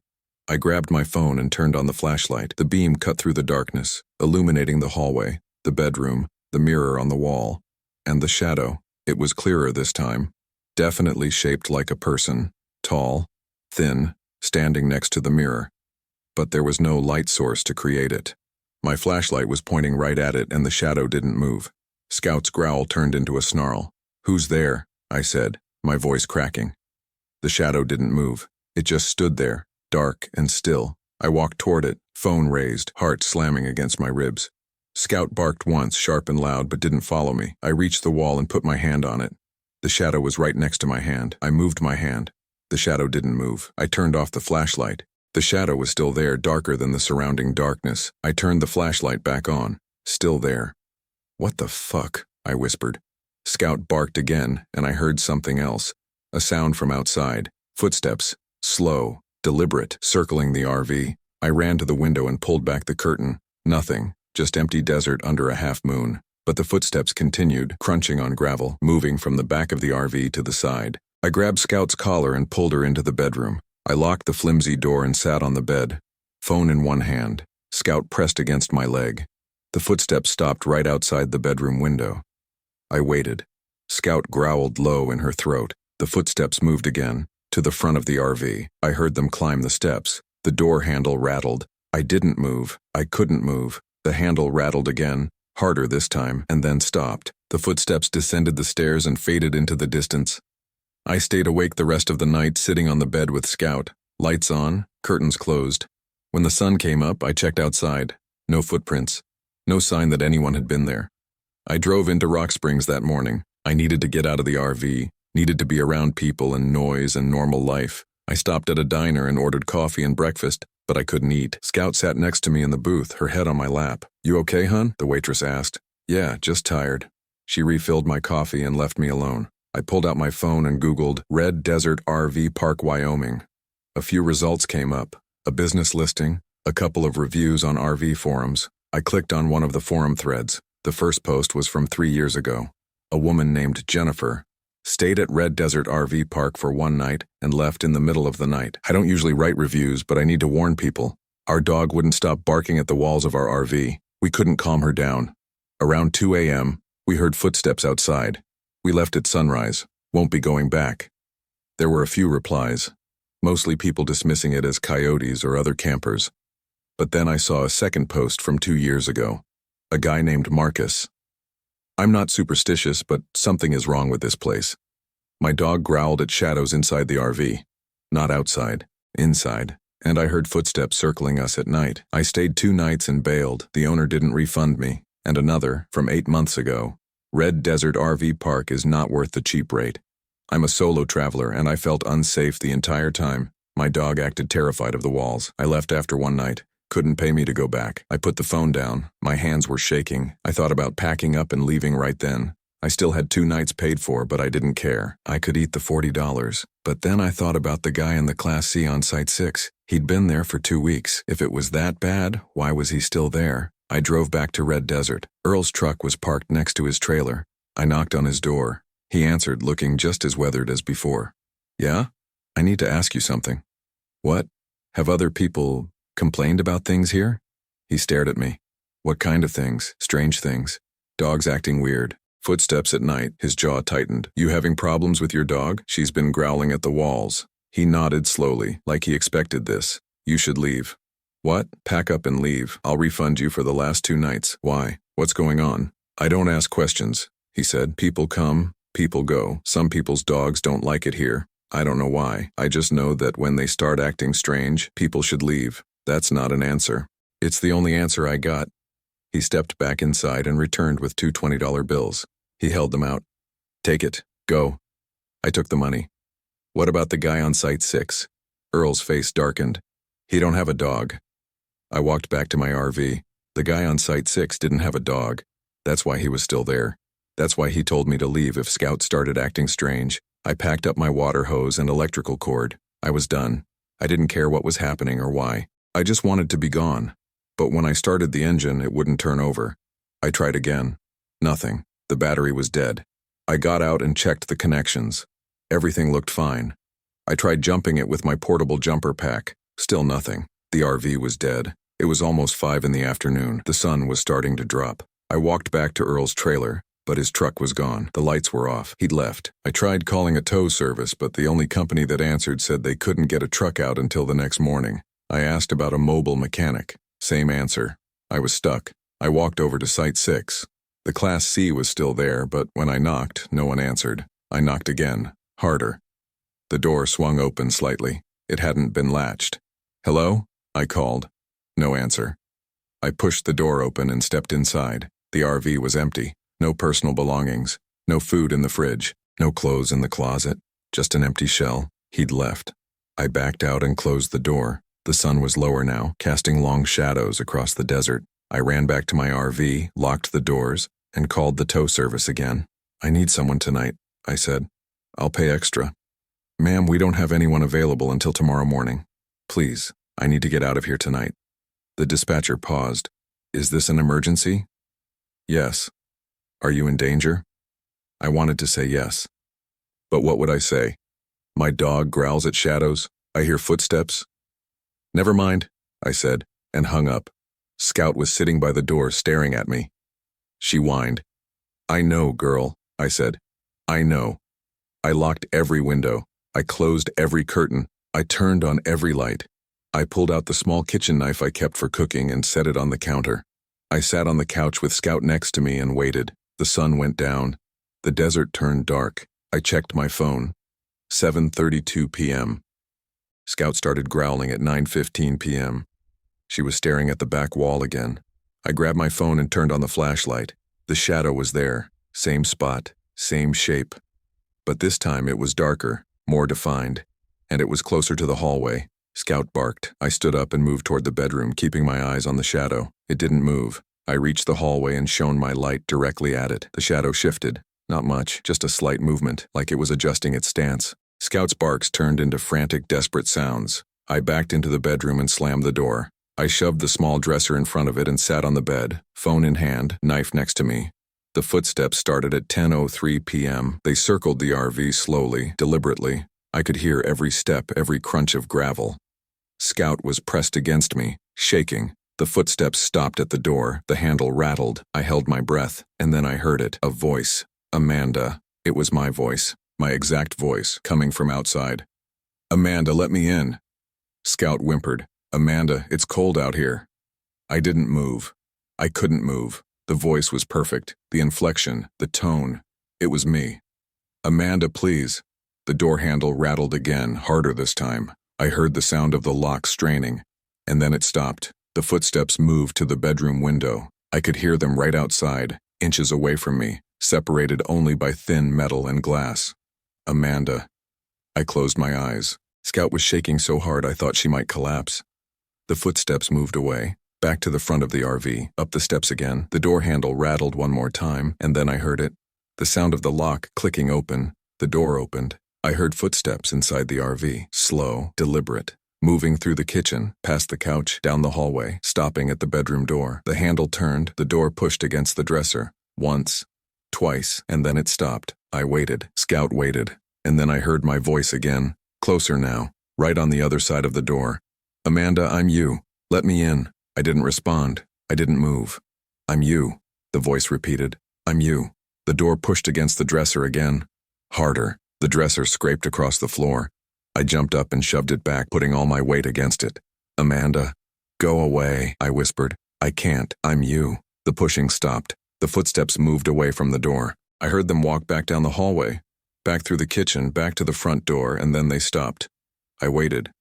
Minutes passed. Maybe an hour. Scout's shaking gradually slowed. I could hear her breathing, deep and ragged. I moved the dresser and cracked the bedroom door open. The hallway was empty. I walked slowly toward the front of the RV, knife in hand. The front door was closed. Locked. I checked the windows. All locked. I checked the bathroom. Empty. I checked under the couch and inside the storage compartments. Nothing. The RV was empty, but when I looked at the back wall, the shadow was still there. Darker than before. More solid. And it was standing in a different spot. Closer to the hallway. Closer to the bedroom. Scout growled. I backed away from it, keeping my eyes on it, and returned to the bedroom. I shoved the dresser back in front of the door and sat on the bed. I didn't sleep that night. I sat on the bed, knife in hand. Scout pressed against me and waited for the sun. It rose at 6:47 a.m. I waited until full daylight, until I could see clearly through the curtains, before I moved the dresser and opened the door. The RV was empty.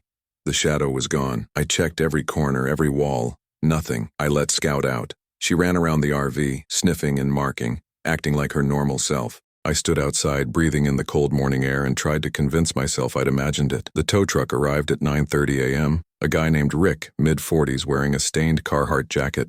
He looked at the engine, checked the battery, and shook his head.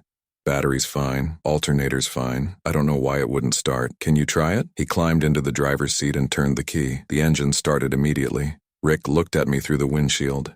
See? Works fine. I stared at him. It wouldn't start yesterday. Well, it's starting now. Maybe you didn't turn the key all the way. I know how to start my RV. He shrugged. I'm just telling you what I see. Engine's fine. Battery's fine. You don't need a tow. He drove off, leaving me standing in the dirt. Scout was sitting next to me, tail wagging, ready to go. I got in the RV and started packing. I didn't care if the engine worked now. I didn't care about the refund. I just wanted to leave. As I was disconnecting the water hose, I saw movement at Site 6. The Class C was still there, but now there was someone inside. I could see a figure through the window. Tall, thin. I walked over and knocked on the door. No answer. I knocked again. Hello? The figure moved closer to the window. I could see its outline, but I couldn't make out any features. It pressed against the glass, and I saw its face.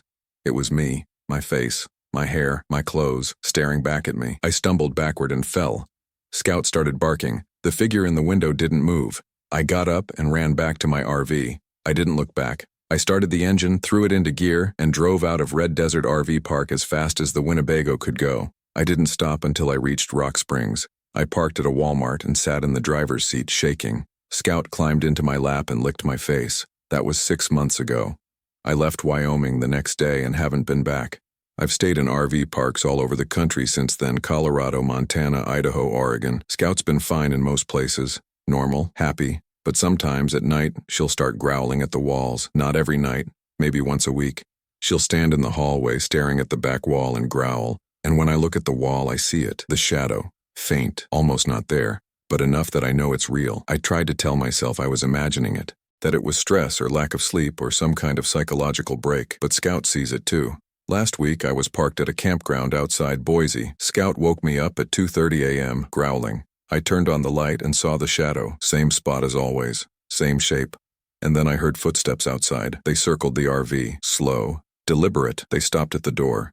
The handle rattled, and then I heard my voice. Amanda, let me in. I didn't answer. I sat on the bed with Scout and waited.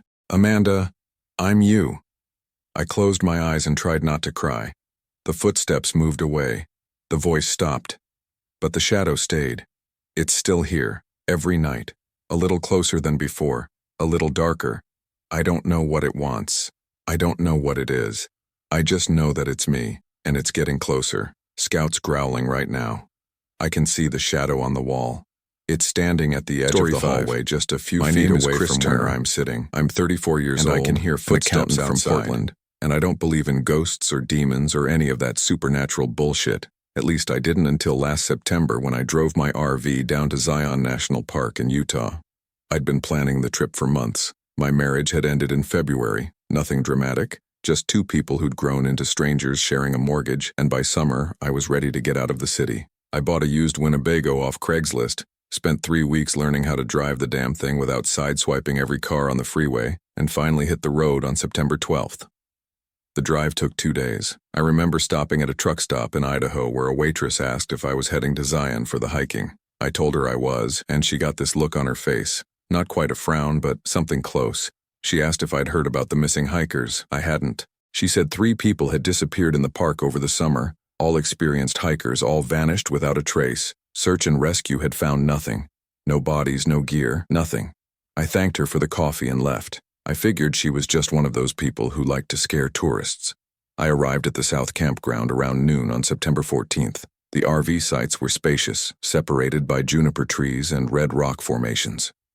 My spot was near the back, away from the entrance, which suited me fine. I'd come here for solitude. The first 2 days were perfect. I hiked the Watchman Trail, then did Angel's Landing despite my fear of heights. The views were incredible, those massive sandstone cliffs glowing orange in the late afternoon sun, the Virgin River winding through the valley below. At night, I'd sit outside the RV with a beer and watch the stars. I hadn't felt that peaceful in years.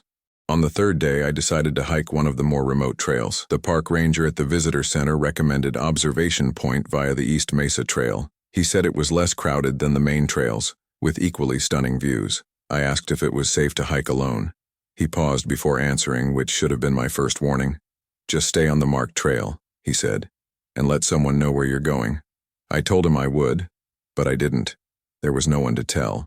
I started the hike around 8 in the morning.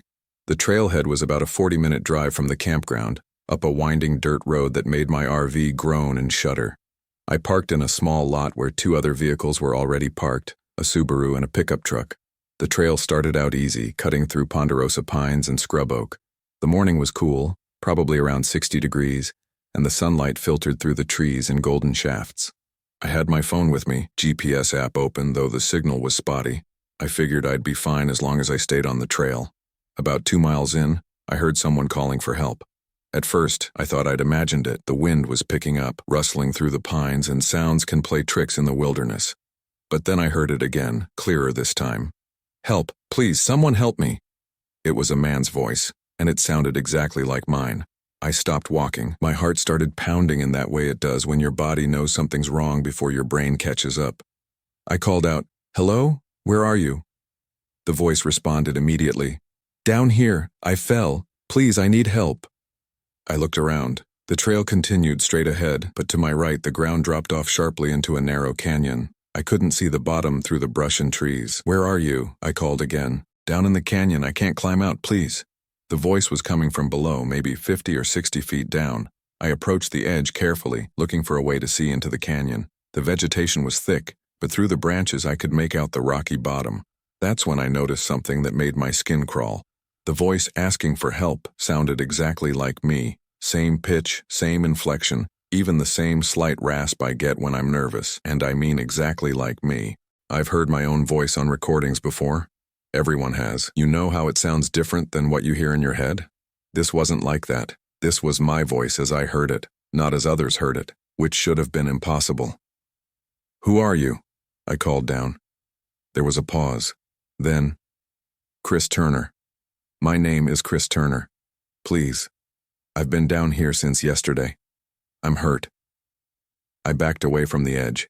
Every instinct I had was screaming at me to run, but I couldn't move. My legs felt like they'd turned to stone.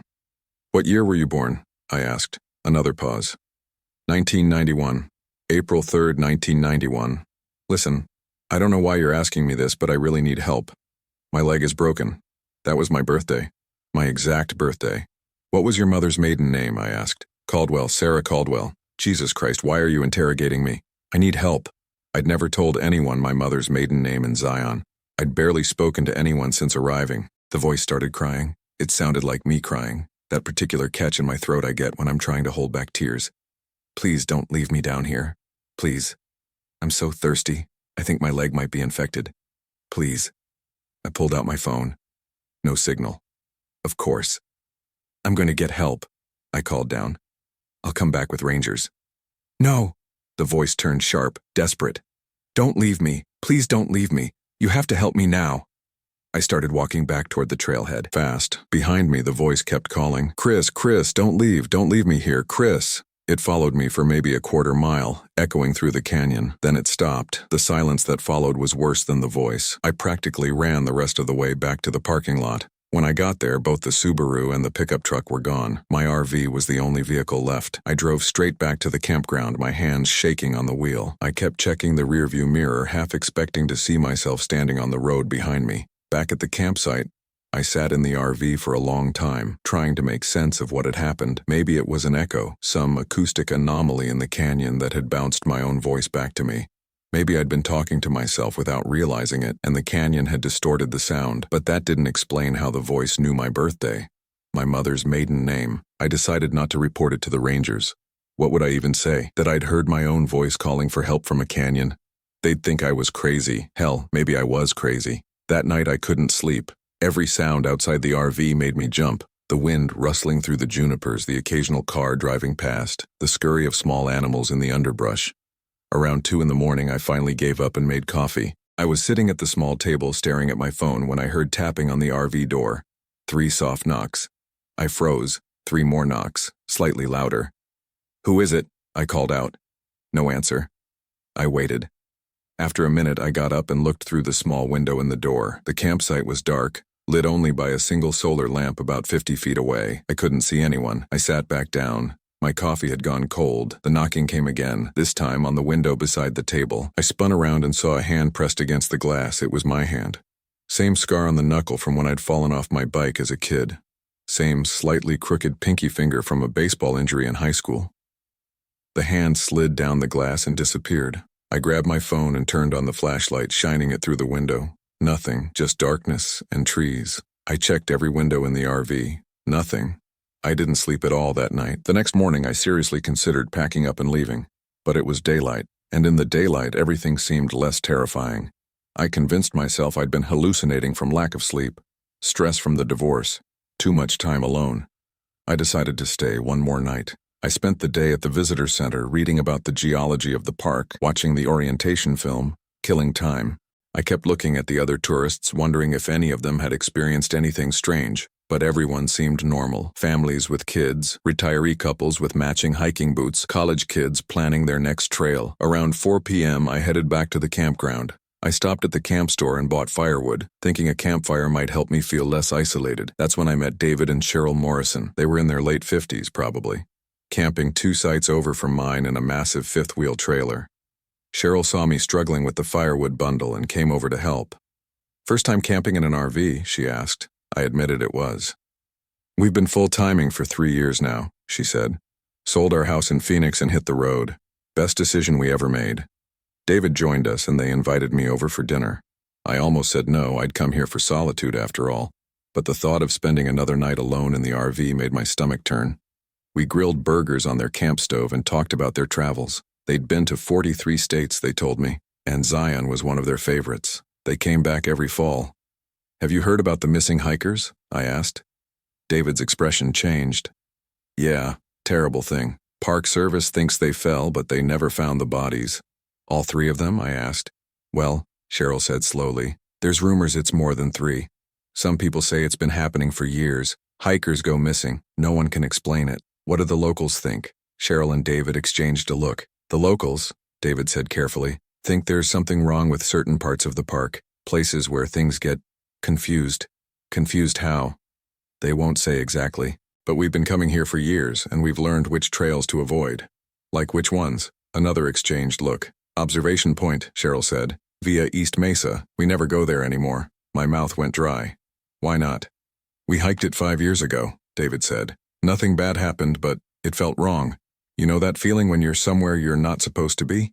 Like you're trespassing?" I nodded. "It was like that. And about halfway through, we started hearing things." "What kind of things?" "Voices," Cheryl said, "calling out. At first we thought it was other hikers, but when we called back, the voices would stop, then start again a few minutes later." "Did they sound like anyone you knew?" I asked.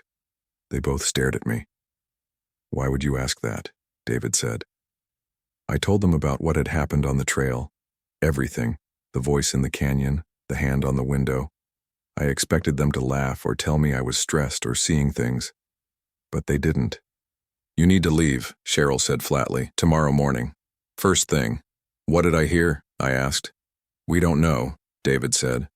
"But whatever it is, it's been here a long time, longer than the park, The Paiute people who used to live here had stories about it. They called it, well, the translation doesn't really work in English, but basically it means the echo that steals. Steals what? You, Cheryl said. It steals you, your voice, your face, your memories, and then it uses those things to lure others. I felt cold despite the warm evening air. That's not possible. We know how it sounds, David said. But think about those missing hikers. What if they heard themselves calling for help? What if they went looking? And then what happened to them? Neither of them answered. I went back to my RV around 9 p.m. I promised I'd pack up and leave in the morning. I meant it. But around midnight I heard my phone buzz with a text message. I grabbed it off the nightstand. One new message from an unknown number. It was a photo of me, asleep in my bed. Taken from outside the RV window. The timestamp was from 2 minutes ago. I looked at the window. The curtain was drawn, but someone had been standing there watching me sleep 2 minutes ago. I didn't move. I didn't breathe. I just stared at that photo, my mind racing through possibilities. Someone playing a prank, a stalker who'd followed me from Portland, a hacker who'd accessed my phone camera. But the photo was taken from outside, from someone looking in. Another text came through. Why did you leave me in the canyon? My hands were shaking so hard I almost dropped the phone. Another text. I called for help, and you left me. I typed, who is this? The response was immediate. You know who this is, Chris. Leave me alone, I typed. I can't. You left me in the canyon and now I can't leave. I'm stuck here. It's your fault. I turned on every light in the RV. I checked the door, locked. Windows all locked. I pulled the curtains closed on every window. My phone buzzed again. I see you. I threw the phone across the RV. It hit the wall and clattered to the floor. For about 5 minutes, nothing happened. I stood in the middle of the RV, breathing hard, listening to every sound. A dog barked somewhere in the campground. A car drove past on the main road. Then I heard it, scratching, on the roof of the RV. Slow, deliberate scratching like fingernails dragging across metal. It moved from the front of the RV toward the back, right above my head. Then it stopped. Silence. I waited. The scratching started again, this time underneath the RV, moving from back to front. Something was circling the RV. I grabbed my keys and ran for the driver's seat. I'd drive straight to the campground entrance, find a ranger, call the police, whatever. I wasn't staying here. I climbed into the driver's seat and jammed the key into the ignition. Someone was sitting in the passenger seat. I screamed and lunged for the door, but a hand grabbed my wrist. Don't leave me again, the person said. I turned to look. It was me, sitting in the passenger seat. Same face, same clothes I'd worn on the hike. But the eyes were wrong, too wide, too dark. You left me in the canyon, it said. You promised you'd come back. I yanked my wrist free and threw myself out of the RV. I hit the ground hard, rolled, and came up running. I ran toward David and Cheryl's trailer. The campground was dark and quiet. No one else was awake. I pounded on their door. David, Cheryl, open up. No answer. I pounded harder. Please, open the door. The door opened. David stood there in pajamas, looking confused and worried. Chris? What's wrong? There's someone in my RV. I stopped. How could I explain it? Please, can I come in? He let me inside. Cheryl was awake now too, sitting up on their bed. I told them everything that had happened. The texts, the scratching, the thing in the passenger seat. Did you see its face clearly? Cheryl asked. Yes, it looked exactly like me. They exchanged another one of those looks. You're not going back to your RV tonight, David said. You'll sleep here. In the morning we'll all go look together. I slept on their couch. Or tried to. Mostly I just lay there, staring at the ceiling, listening to the sounds of the campground. Around 3 a.m. I heard tapping on David and Cheryl's window. 3 soft knocks. I sat up. David was already awake, standing near the window with a flashlight. Don't open it, I whispered. He didn't. He just shined the flashlight through the glass. I saw movement outside, a shadow pulling back from the light. It's gone, David said. But I knew it wasn't. It was just waiting. When dawn finally came, the 3 of us walked over to my RV. I made David go in first. The RV was empty. Nothing had been disturbed. My phone was still on the floor where I'd thrown it. I picked it up and checked the messages. They were gone. All of them. No record of any texts after 9 p.m. when I'd left David and Cheryl's place. I swear they were here, I said. I saw them. We believe you, Cheryl said. We checked the outside of the RV. No scratches on the roof. No signs that anyone had been underneath. Maybe you should talk to a ranger, David suggested. Tell them what happened. I knew how that would sound. I think I just need to leave. That's probably for the best, Cheryl said quietly. I packed up the RV in less than an hour. David and Cheryl helped me disconnect the water and electricity. As I was doing a final check, Cheryl pulled me aside. "Chris," she said, "I need to tell you something. What we said last night about the echo, it's not just a story. 7 years ago, we had a daughter. She was 23. She came to Zion with her boyfriend for a hiking trip." My stomach dropped. "She was one of the missing hikers, wasn't she?" Cheryl nodded. "They found her boyfriend 3 days later. He was alive, but he wasn't right. He kept saying Laura had called for help, that she was stuck in a canyon. He'd gone looking for her and gotten lost. When they found him, he was trying to climb down into a ravine. He said he could hear her calling." "Did they ever find Laura?" "No." Cheryl's eyes were wet. "But 6 months later, another hiker went missing in the same area. They found him a week later. Same story. Said he'd heard someone calling for help. Said it sounded like his own voice." "Jesus Christ." "Whatever this thing is," Cheryl said, "it learns. It takes something from the people who hear it, a voice, a face, and then it uses that to lure others. We think Laura is still out there somewhere, not alive, but not gone either. Part of this thing now." I didn't know what to say. "So, you need to leave," Cheryl continued, "and you need to not come back, because now it has your voice too, and it's going to use it." I left Zion that morning. I drove straight through to Colorado, didn't stop except for gas. I checked into a hotel in Denver and slept for 14 hours. When I woke up, I had 3 missed calls from an unknown number. No voicemails. That was 6 weeks ago. I'm back in Portland now. I sold the RV. I've been trying to move on, trying to convince myself it was some kind of stress-induced hallucination or sleep deprivation or carbon monoxide poisoning from the RV. But last week I got a call from the Park Service in Zion. A hiker had gone missing. A woman named Jennifer Rawlings, 31 years old, from Seattle. They'd found her car at the East Mesa trailhead. Search and rescue had been looking for 3 days with no luck. The ranger I spoke to said another hiker had reported hearing someone calling for help near Observation Point, a man's voice. They wanted to know if I'd seen or heard anything unusual during my visit. I told them no. What else could I say? Last night I was lying in bed when my phone lit up with a text from an unknown number. It was a photo. A woman I'd never seen before, Jennifer Rawlings I assumed, standing at a trailhead smiling at the camera. Below the photo, a message. "Why did you leave me in the canyon?" And then, "I called for help and you left me." The texts keep coming, every night now. Sometimes it's Jennifer's voice, sometimes it's mine, sometimes I can't tell the difference. Yesterday, I was walking through Powell's Books downtown when I heard someone call my name. I turned around and saw myself standing by the sci-fi section. Same jacket I was wearing, same everything. When I blinked, it was gone. I know what's happening. The thing from Zion didn't just take my voice, it took some part of me, and now it's following me, learning me, becoming me. 2 nights ago, my neighbor knocked on my apartment door. She said she'd seen someone standing outside my window around 2 a.m. Someone who looked just like me.